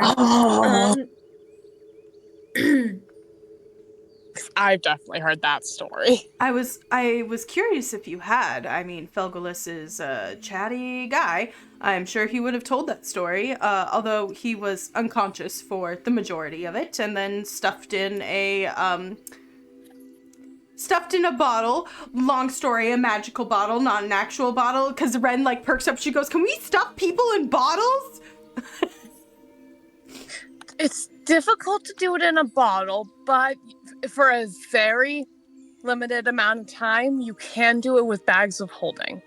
But you have to make sure it's for a limited amount of time, or else you will begin We to do not get stuff people in bags of holding. Thank you. And Kieran like glares at you for a brief second. And you thought I was so the problem. confused.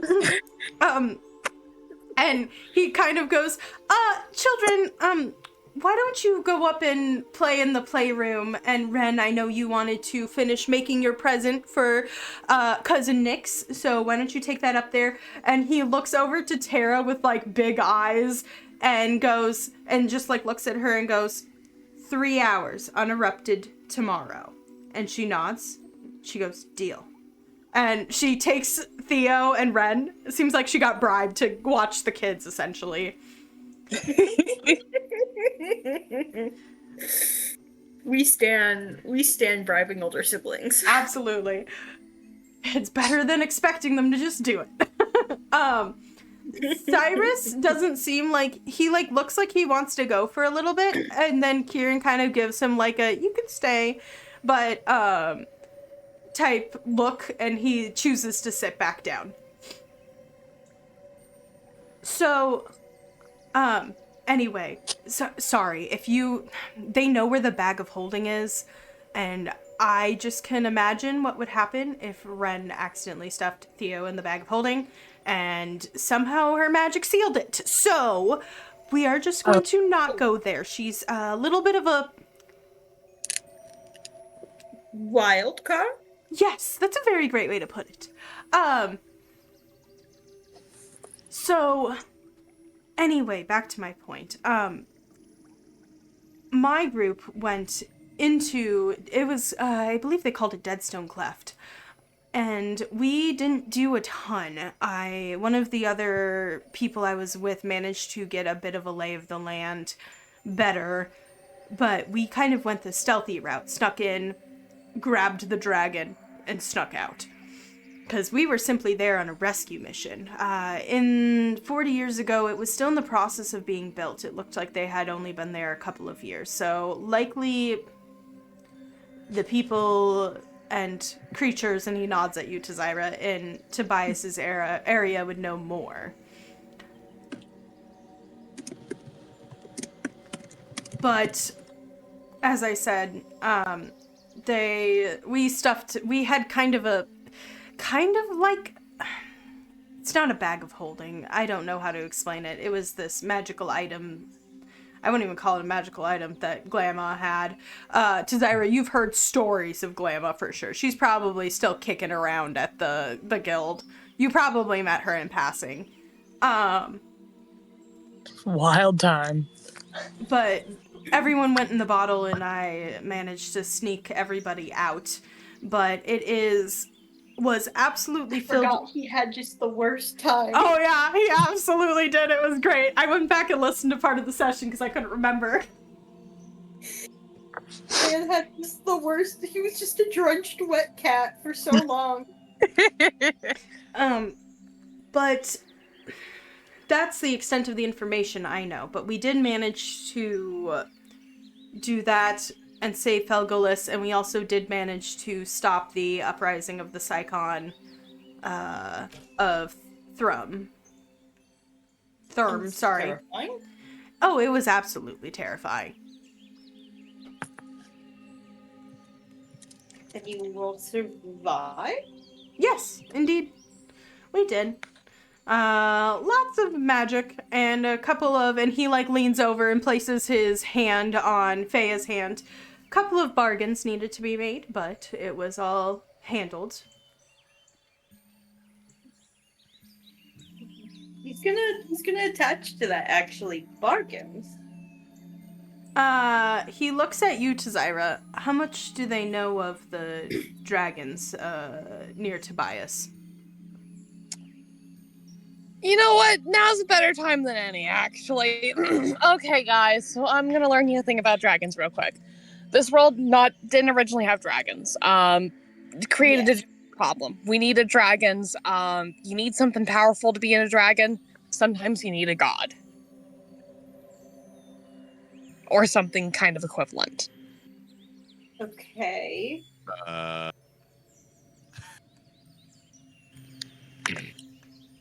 Essentially, Yeah. what Tazira is trying to say is Tobias did raise several what he called natural dragons who were born here. However, dragons take a very long time to age. All of the dragons that he raised naturally are simply young dragons. They do not contend on level with giants at all. And giants and dragons are natural enemies. That is what the stories say of the world's long past. And actually, Fea leans forward now and says, when the previous world was, for lack of better terms, destroyed, many of the dragons were too. There are some rumored that managed to slip over here that are ancient or adult size, but they were in hiding. And I would imagine that a couple other ones during the Great Immigration, as they called it, from what I can glean in the little information I know, that was kind of during a time that I wasn't super accessible to this plane. They may have slipped in under the guise of some sort of human, but likely there are, before Tobias's intervention, there was likely less than 5 dragons on this plane. I would, and that's a rough estimate. None of them have come forward at all. Except there's been some rumors of a dragon of some sort down in Maria. But I'm not sure if that's an actual dragon or just a entity that likes to have fun. But it created a different problem. Tobias needed to, as the expert on dragons, he took upon himself to somehow create dragons powerful enough to actually hold in contempt the giants. And in doing so, as Tazira said, offered an opportunity to some beings that are maybe higher powered, such as you could call them gods. Some may call them demigods. Some may call them entities or patrons, etc. And gave them an opportunity to... Have you heard of essence pearls? Uh-huh. Yes, I think very briefly we have. So they're a very powerful wild magic that kind of captured the very powerful wild magic of this land. And using them, he managed to merge these entities and create a dragon. They essentially gave up a lot of their magic and their form, but in doing so, they gained additional powers. And many of them, such as myself, used it as a way to firmly tether ourselves to this plane. You were one. Yes. Where were you before? She, looks at Kieran for a second. She, makes eye contact with Nyx and Tazira. You get the sense that she's deciding if she's going to trust you. For lack of a better... Be a scaredy cat. Tell us. Well, Nyx, I'm a very powerful archfey. Was a very powerful archfey. Very specifically of the Winter Court. And so is your father. He is my twin brother, actually. And I was locked away in a demiplane because of political reasons. And Fenrir got away. I got him away. I didn't know where he had escaped to. I assumed he had gone... Sometimes he went plane jumping before, and so it's interesting that he ended up here. But I was locked in a harmless demi-plane. And I did not want to be in there. I wanted to be here with my love.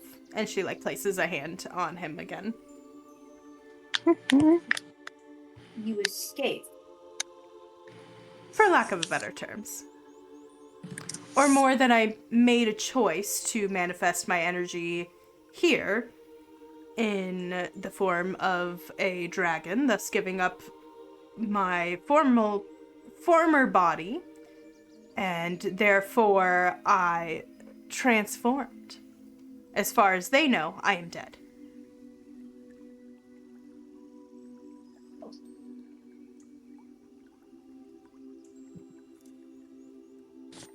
That is... Oh my lord. Well, I can at least say something to let you know for your own safety. There is an ancient dragon who has most definitely made their way from a different plane or from somewhere else. And they are part of the shakeup with the Ordning, so keep an eye on the lands. Interesting. They're a dragon. I will attempt to talk to Sigrid tonight. Maybe I can let her know as a warning. She looks very worried for a moment.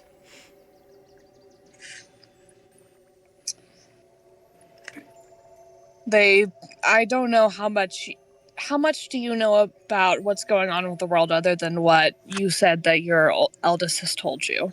Not much. We do not interact with the outside world very often.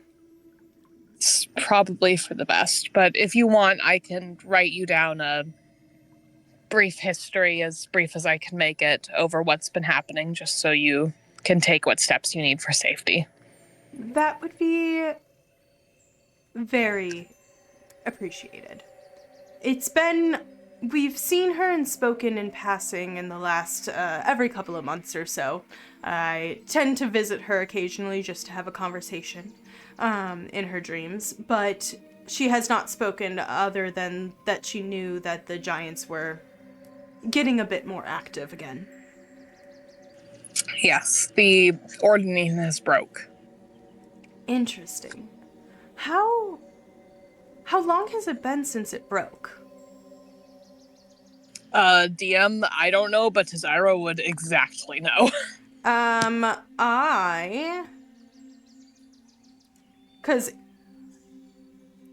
Okay. I would say it's been 1, 2... I think I said it was about a month before the giant raids. Gotcha. So it's been about 3 months. The ordinance has been broken for about 3 months now. Interesting. So that was the snap I felt. That's interesting that you felt it. I wonder if any of the other dragons did. I wonder if they did as well. I have no interest in speaking with the other created dragons, although I do consider Felgolis a dear friend. He has come by pretty often. But I wonder if they felt it too.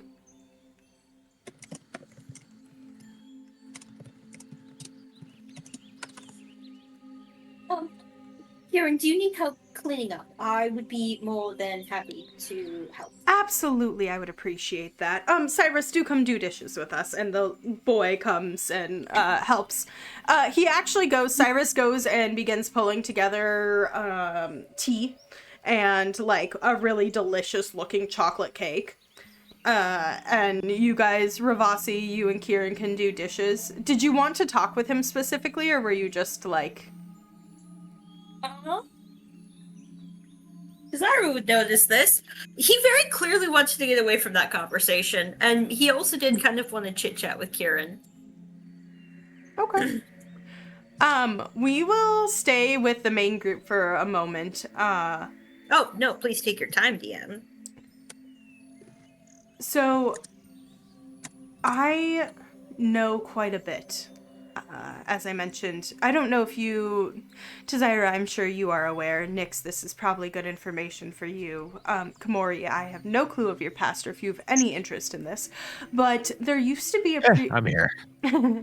there used to be a previous world that the Feywild that is now attached to Ilumelan was attached to. That world was called Terra. And I'm not going to get into it, and I was very preoccupied with much of the commotion that was happening in the Feywild at the time, but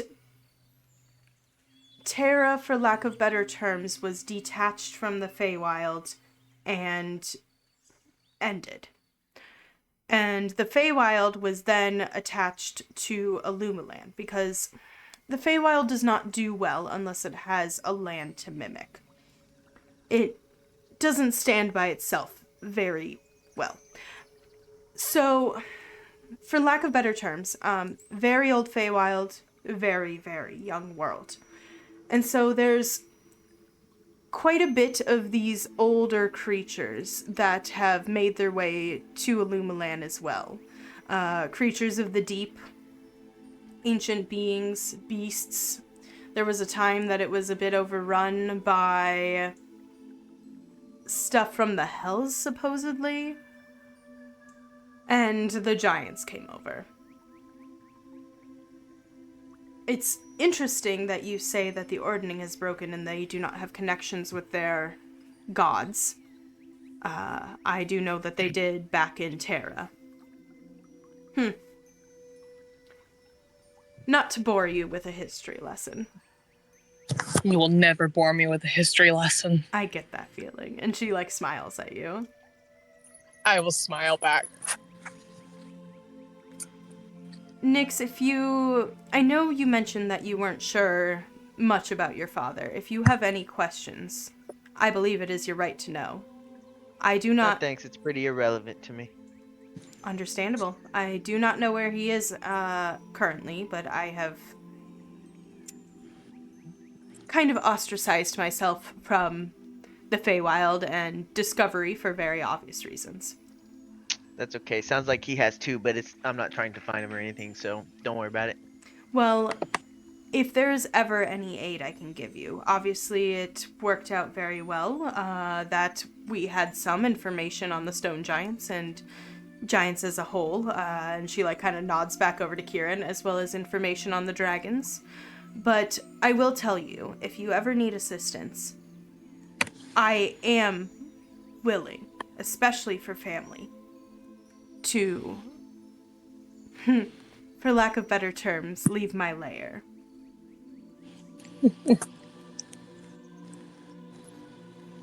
Sounds cool. Appreciate that.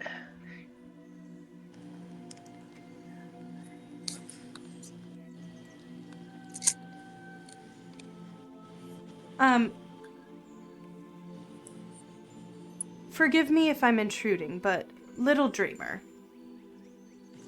I will look up, yes? You had a pretty extreme reaction to my statement earlier. I was not intending to pry. It's all good.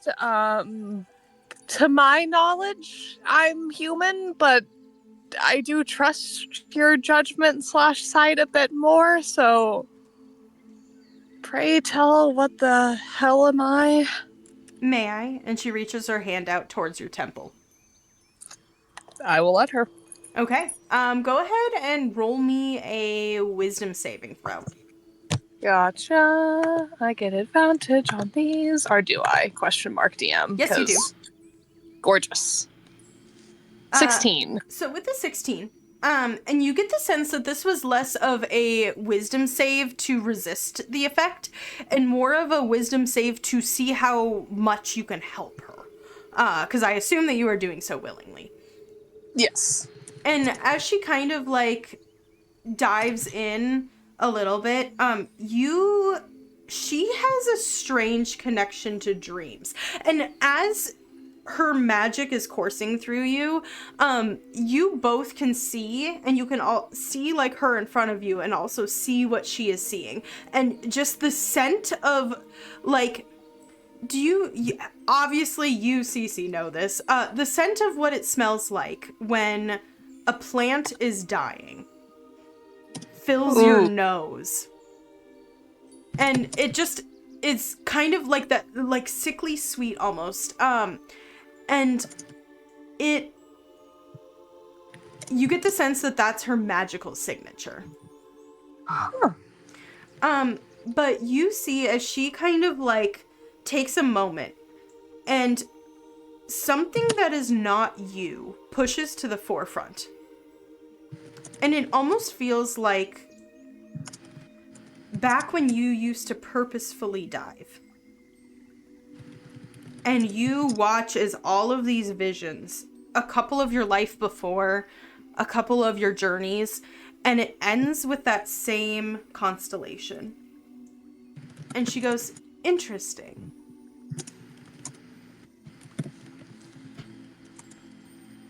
Have you heard of the Plane of Dreams? Not very well. I have not taken much time to...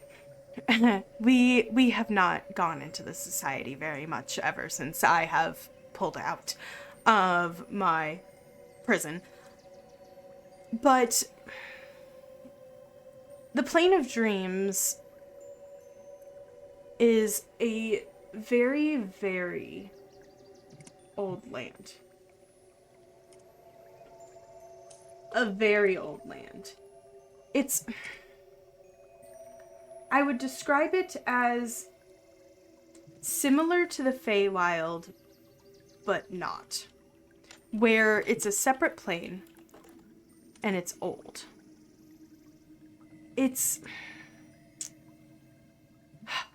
When all dream, they go there.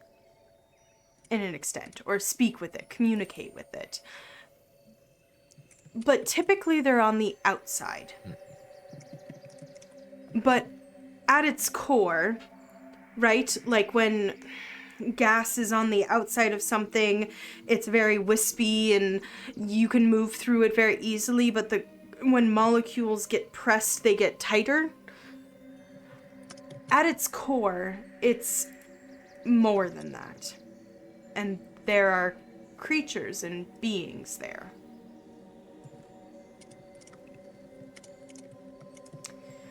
I recognize that constellation. It wasn't a constellation in Terra. It was a constellation that you could actually only see...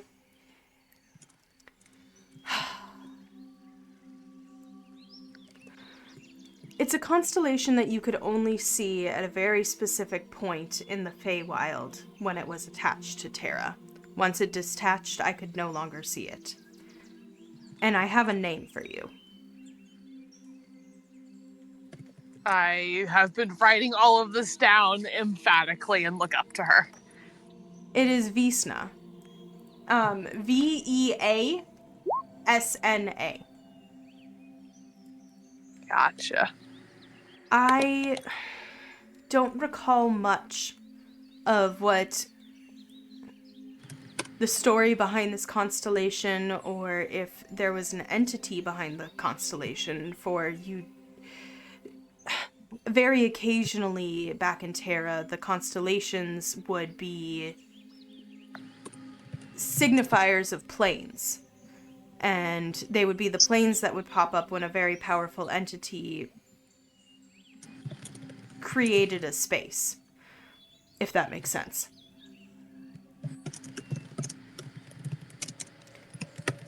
I don't know what happened when Terra was destroyed, but I assume that some of those beings were also destroyed.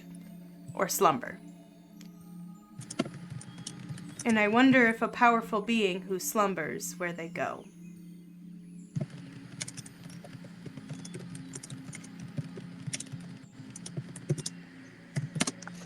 Tell me,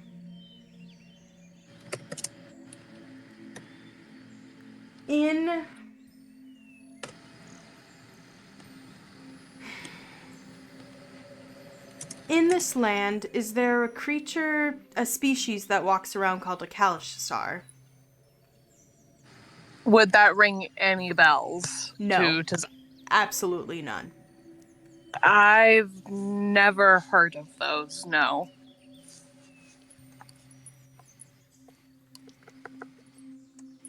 Intriguing. You see, a lot of the creatures on the plane of dreams were called quarry spirits. I don't know if this is a quarry spirit, but if I'm putting things together, it seems that there is an entity that is in the plane of dreams attempting to speak with you. Kalashtar were a species of people whose brain had merged fully with a quarry spirit. They were 2 in 1. Sometimes separate, but fully one.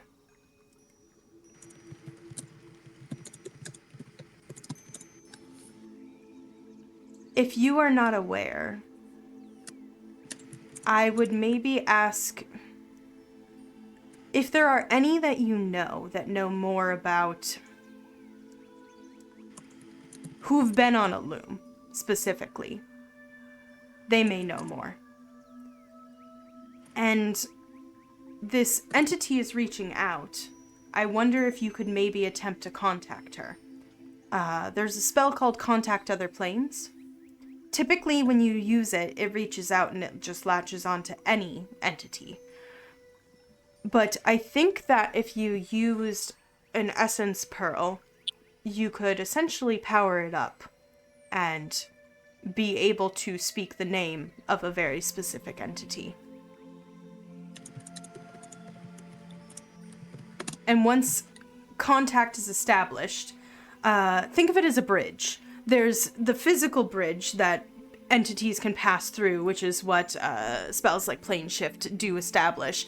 Although there's a whole thing about going through a plane and being on a different plane of planar being, and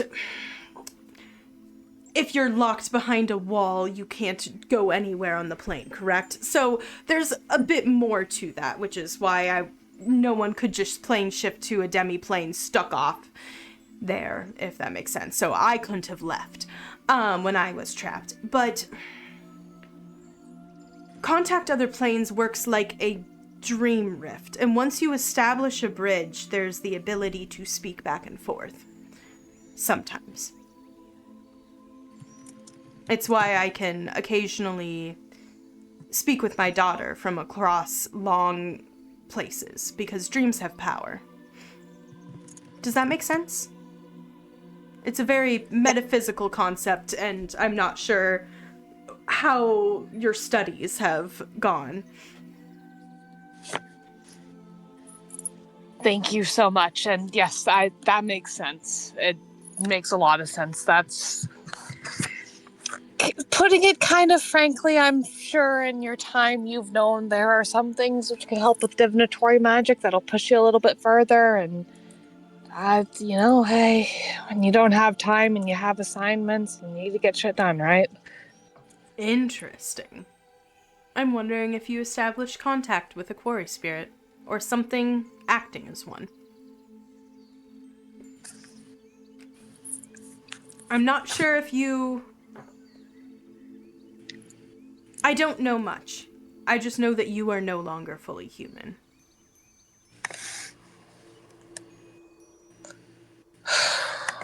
Thank you. I appreciate it. You are a fantastic ally and source of wisdom to have, Lady Feya. I appreciate it. Let's span back over, unless Nyx or Kimura, you had any comments that you wanted to participate in that conversation of a massive lore dump. Nope, I'm just taking that all in right now. Mm-hmm. I was about to be like, Ori, have her do her thing to you. I don't know that's happening right now. But we span back over, and Ravasi, you are drying dishes. Kieran's washing dishes. Mm-hmm. So, your wife? Yes. She's wonderful, isn't she? Yes, of course, of course. You are you? Your soul is connected to hers, like more than husband and wife, correct? Am I reading that correctly? In technical terms, yes. There are... People tend to draw, if they want magical power, can draw energy from a god, but they can also occasionally draw energy from a being that is not a god. I made a deal with her. I saw her once in a dream. There's a whole story. And he kind of grins. And she saved me, and I pledged myself to her. Willingly. Very willingly. In fact, we kind of got married in that moment, and he like grins like at you conspiratorially. Very dramatic. It was very wonderful. Something you tell for the stories, and something that my children will be singing stories of for years to come, which I am very grateful for. Yes. But yeah, she technically is still my patron, although it's very intriguing with her not being quite as powerful as she was before, as a lot of her magical energy went into the whole dragon transformation and everything there. So I'm not as powerful as I was before. But I do draw some semblance of magic from her, and actually our eldest daughter does as well. And I'm not sure if any of the other children do quite yet. I think they have a lot of magic in their own right. As they...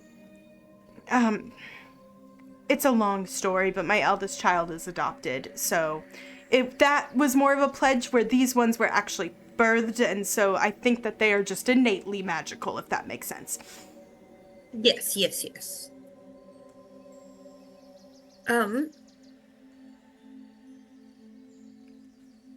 But you were able to free her from the prison?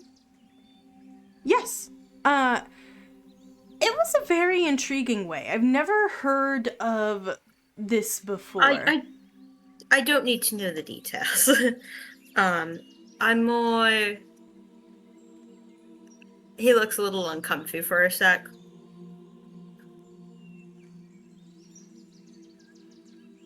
What was your connection to her like when she was trapped? I'm sorry, I know these are really personal questions.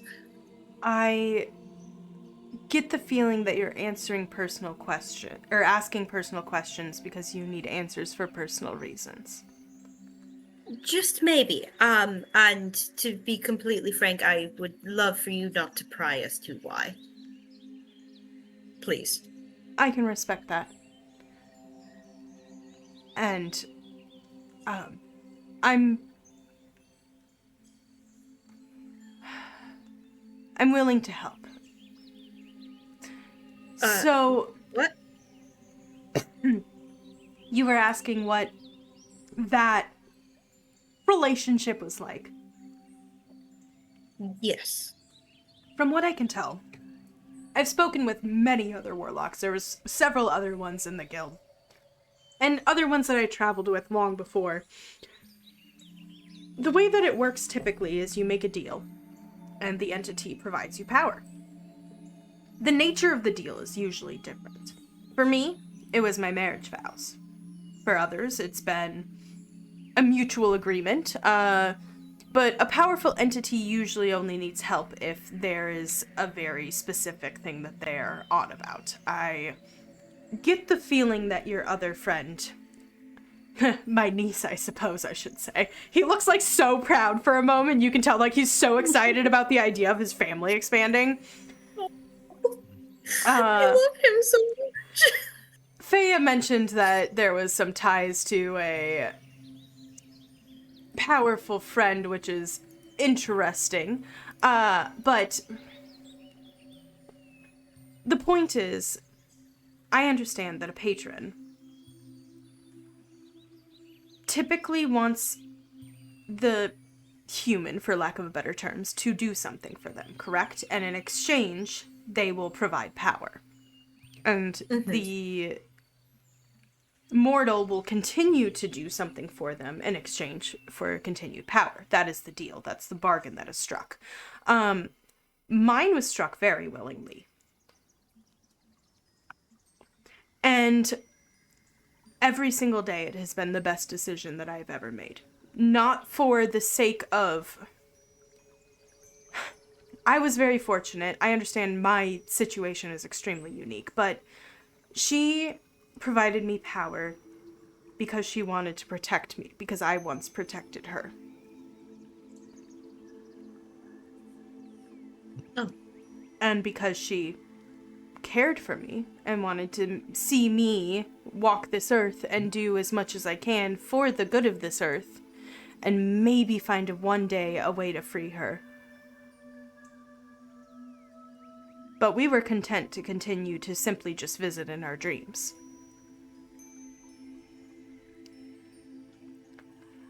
In your dreams? Yes. Oh. And she kept me very safe. And her power kept me safe. I understand that that's not typically how patrons work. But I think at its core it is it not? It's a vow. The patron gets something. The mortal gets something. And the mortal continues to serve the patron.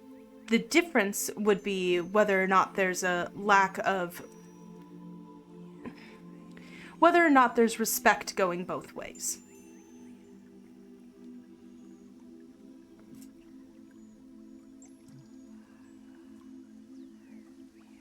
Sounds like she's someone wonderful to be a patron with, to have as a patron. I assume I'm extremely biased because I am absolutely infatuated with my wife, but yes. My eldest daughter does also agree. Oh, also, warlock. I wouldn't call her a warlock, and he grins. Ah, I see.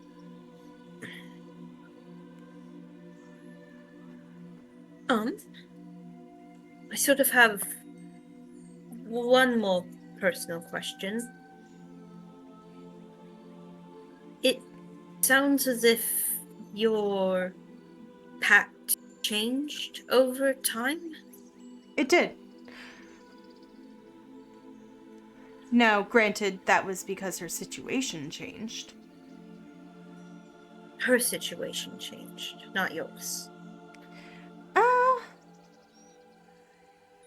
Yes and no. I mean, her situation changed because she made a choice, because I was kind of in trouble, but also because it was her only opportunity to come to this plane. She made a choice. But she also made that choice because she wanted to physically be able to be with me every day.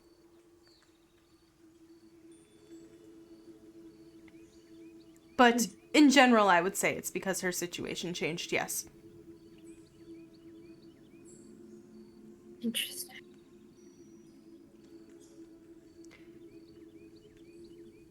Thank you. Will also say, I have heard ways in the past of warlocks being able to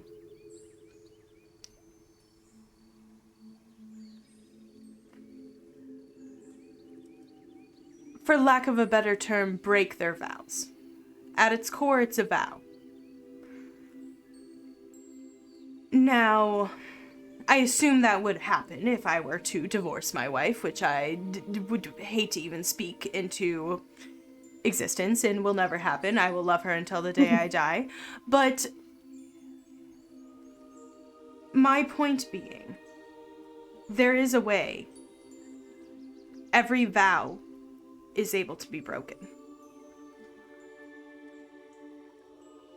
He asks in the most careful voice, in the most quiet voice, how do you break one that when you weren't the one who made it? That is an issue that I do not know the result to.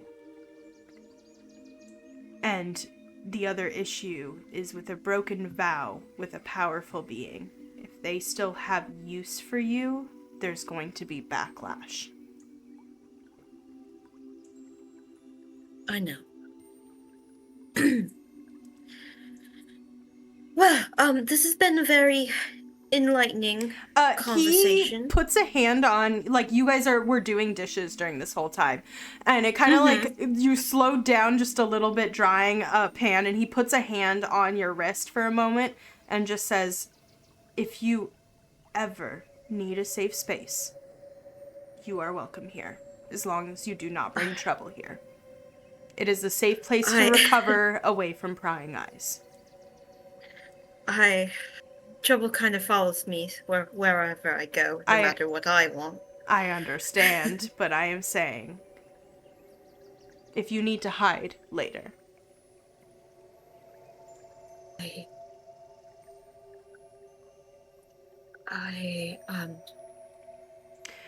Well, thank you for doing drawing. He, like, gets the sense of, like, you freaking out a little bit. Thank you for assisting me. And Of course.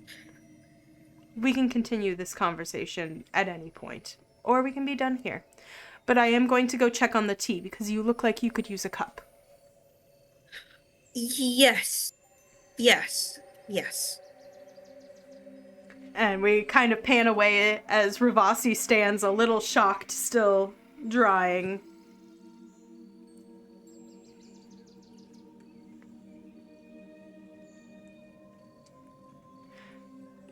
Tea is served. Cake eventually makes its way to the table. Cyrus kind of, like, gets bored and wanders off back into the office. It looks like he's going to read. To Zyra, I would say you noticed that he kind of brushed up against Komori a little bit as he was walking by. And you, like, kind of see that he looked very interested in something shiny that was on her. And then you watch as he flinches a little bit and glares at his mother and then walks away. Such a naughty child. Zyra will just kind of smirk a little bit because she knows that this little shit just tried to steal. Yup.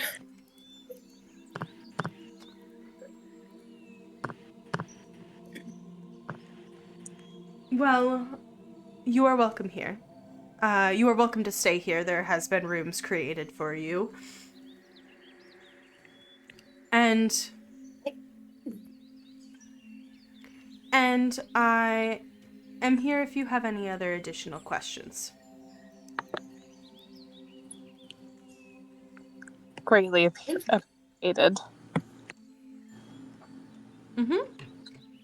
Ravasi, what did you say? Oh, he just said thank you. Okay. You cut out for me and I was like, what? No, he was just saying thank you.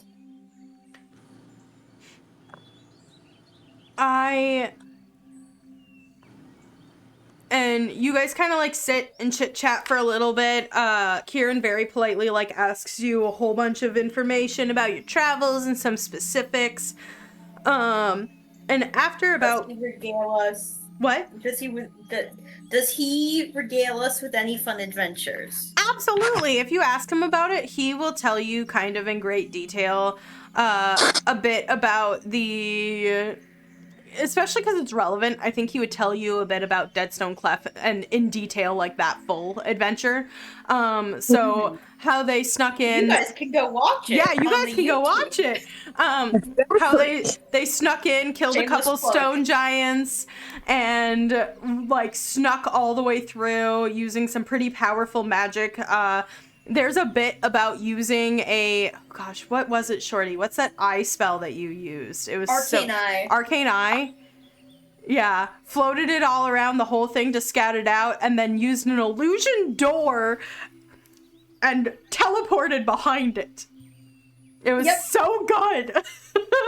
Yep. And then stuffed everybody in a bottle and fucking teleported out, and then Kieran went down underneath, walking under the water. Because he doesn't need to breathe. Yep.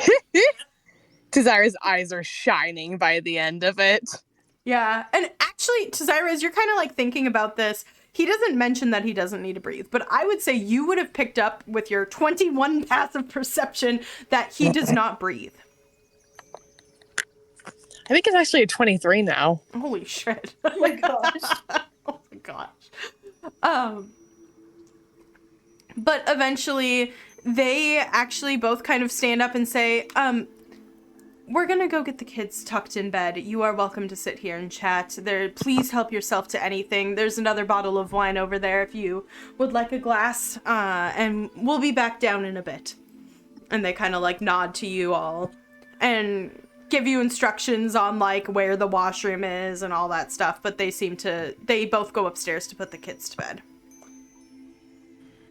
And the table is yours. Oh, this has been a day. Yeah. Uh-huh. You know, those little rascals are a little stronger than they look. I gotta give them credit there. Yeah, I mean, I'm pretty sure she kind of confirmed that the kids takes after her draconic side, so, you could say you've argued you could tell people that you've wrestled a half-dragon now. That is As a true. great feat. I mean, better than saying I wrestled a bear once. God damn it, Kenny. Wrestled a bear. Yeah. It's not that bad. Tazira looks incredulous. And Well, I look at mean, me, well, wonderful. someone looking over at Nyx and giving her a playful elbow, someone's made a very lovely friend, it seems. Who? Ren, the small child who has not left your side until she was bribed to leave. You can have her. I have plenty of siblings. And How extended family. I have 3 younger siblings. You know of this. What are their names? Let's go grab them. Hold on. Wow, Ravasi did not share that information last time. No, I'm he pulling gave up my nicknames. Mm-hmm. He gave nicknames. Hold on. I wrote them down somewhere. Sly just has a lot in her brain, so she doesn't always remember things.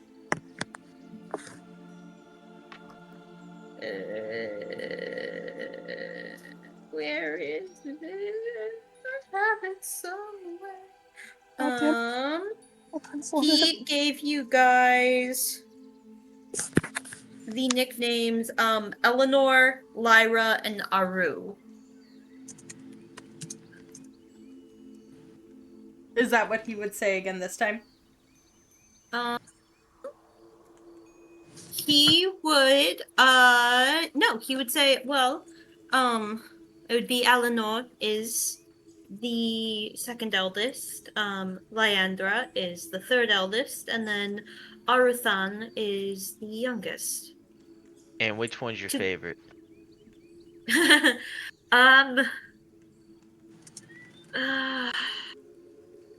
Probably Lyra, to be honest with you. I'm allowed to say favorites. None of them are here. Write that down, Zyra. Oh, I've written it down. they're all good in their own ways. I've already gotten Eleanor- everything I need out of you. Why do you need to know my favorite sibling? In case I need to torture someone to get something from you one day. Oh, that wouldn't be very effective on her. Alright, buddy. Watch your mouth. No, if you're going to need to threaten someone, she is like the worst person to threaten. She'd probably help encourage you where to do more. Anyway, Cesara has the most concerned eyes as she's writing this all down. You know, you can stop anytime you want. No, I can't. No, she can't. Is it like one of those cart wrecks where it's so bad you want to look away, but you literally can't? Little squeak.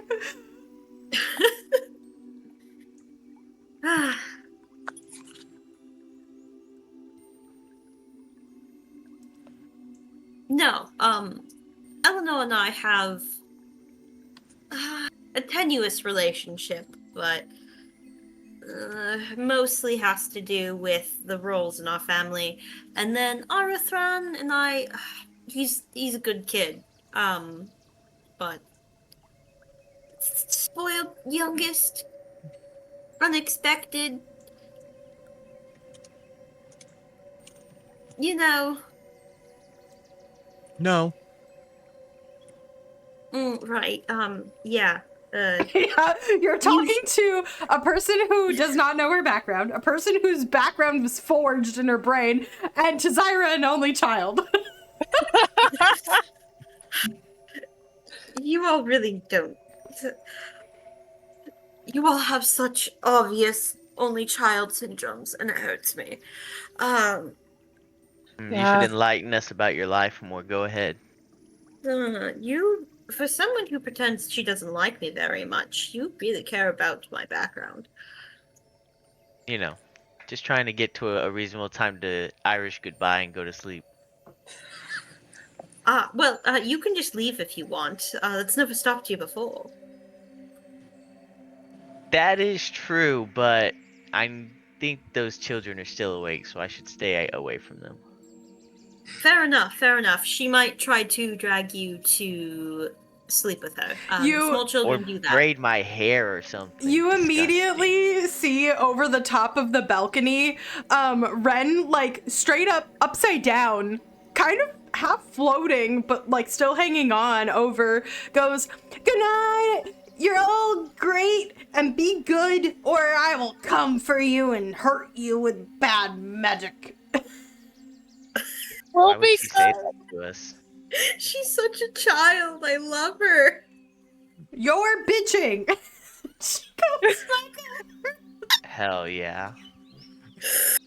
I need you all to understand that I would kill for her, by the way. I've only known her for a very little amount of time, but I would in fact kill for her. I hope you all understand if I had to murder you all for her, Whoa, right? you're gonna murder her? No, murder you all for her. Slip of the tongue. I don't think anyone's worried about you murdering them. I'm very effective at what I do when I need to be. Prove it. Show us on Komori. I am not casting fireballs in this household. I do fear my life with Miss Faya. I think she would murder me if I fireballed in her household. You hear a voice come down as there's, like, quiet steps over you, and you just hear Tara go, "You're right." Why are these kids eavesdropping on us? That's what children do. That is something children do. Yes. And he's gonna start regaling you guys with, like, okay, so this is how siblings work. Here's how, like, youngest siblings are when they're kind of spoiled, middle siblings, and then middle oldest, middle, like, eldest, like, of the opposite gender, and how that works. And he's like, and don't even really get me started when you have extra responsibilities because you're nobility and yada yada yada. I don't think he's I think only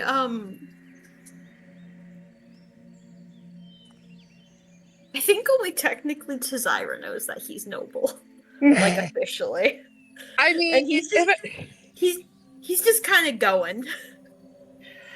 I get why my parents said that they didn't want to put in the trouble for a second now.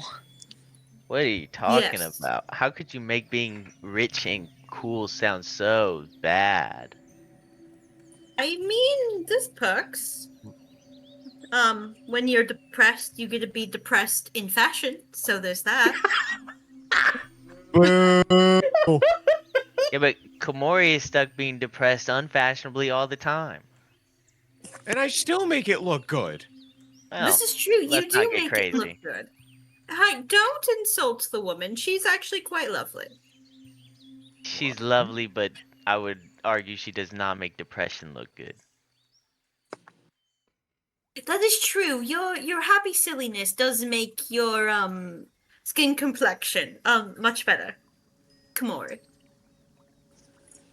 Fair enough. Do I even look like I know what you're talking about? Let's be honest. You know, I figure you do what you normally do, which is just kind of nod your head when I say things. I think as others have said it before, sit there, look pretty.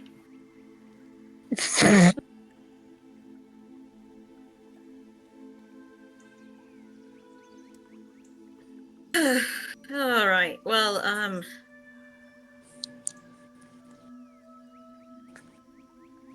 do you want more stories about my siblings? They're little shits, and I love them very much. Unless you have something cooler to tell us. No? I don't really know what you constitute as cool. Certainly not me. Why would you say that? Why you look so poorly upon me? You literally only ever insulted me for the first, 2 weeks I knew you. I think it was much longer than 2 weeks. No, you also then started to trust me and compliment me afterwards. Just a little bit. He's Only when also you play that definitely had a bitchin' couple violin. glasses of wine. Oh, so you do like my violin music. You knew this. Yeah, but it's good to hear it. Komori, tell Ravasi you like his violin if he likes to hear it. Oh, she doesn't need to lie. Hey, you're a Look, good musician. I mean, I'm no expert, but it's not bad. I just also feel like I'm the wrong person to ask about it. Why? Does it make you... Oh. What? I just wonder why you think you'd be the wrong person to ask about it. Because I don't know the first thing about any of that. I have nothing to compare to. Well, Yeah, you but don't need to do you have hear it and any... it makes you feel good? Mhm. I mean, yeah. Seems like the perfect person to ask. The music makes you feel good. Yeah. I'm good. I'm glad. That's usually my goal. Sometimes my goal is also to the goal of music is to have something in your soul stir.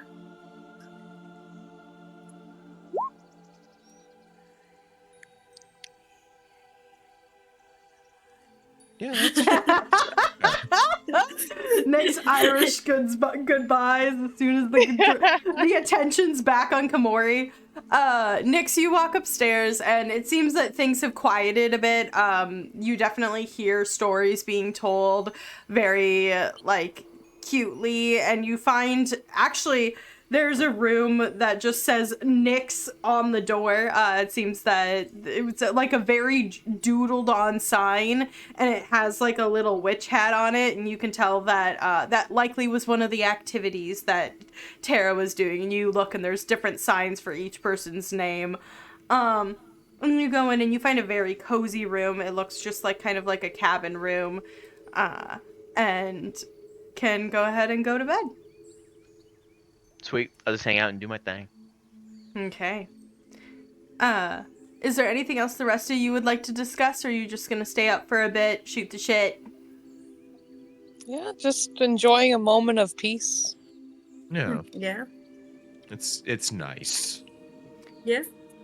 And then I think with that, as we kind of like pull back away from the cabin under beautiful starry night, our heroes feeling at ease after getting quite a bit of information this evening on many, many stories of the past. I think that is where we are going to end the session. So, thank you guys so much for hanging out tonight. I hope you had an absolute blast. If you're with us on Twitch, stick around for a bit. If you are with us on YouTube, remember to leave a like, comment, subscribe. And I think that's it. I gave my plugs earlier, and we will catch you all in the next one. Goodbye. Whoop.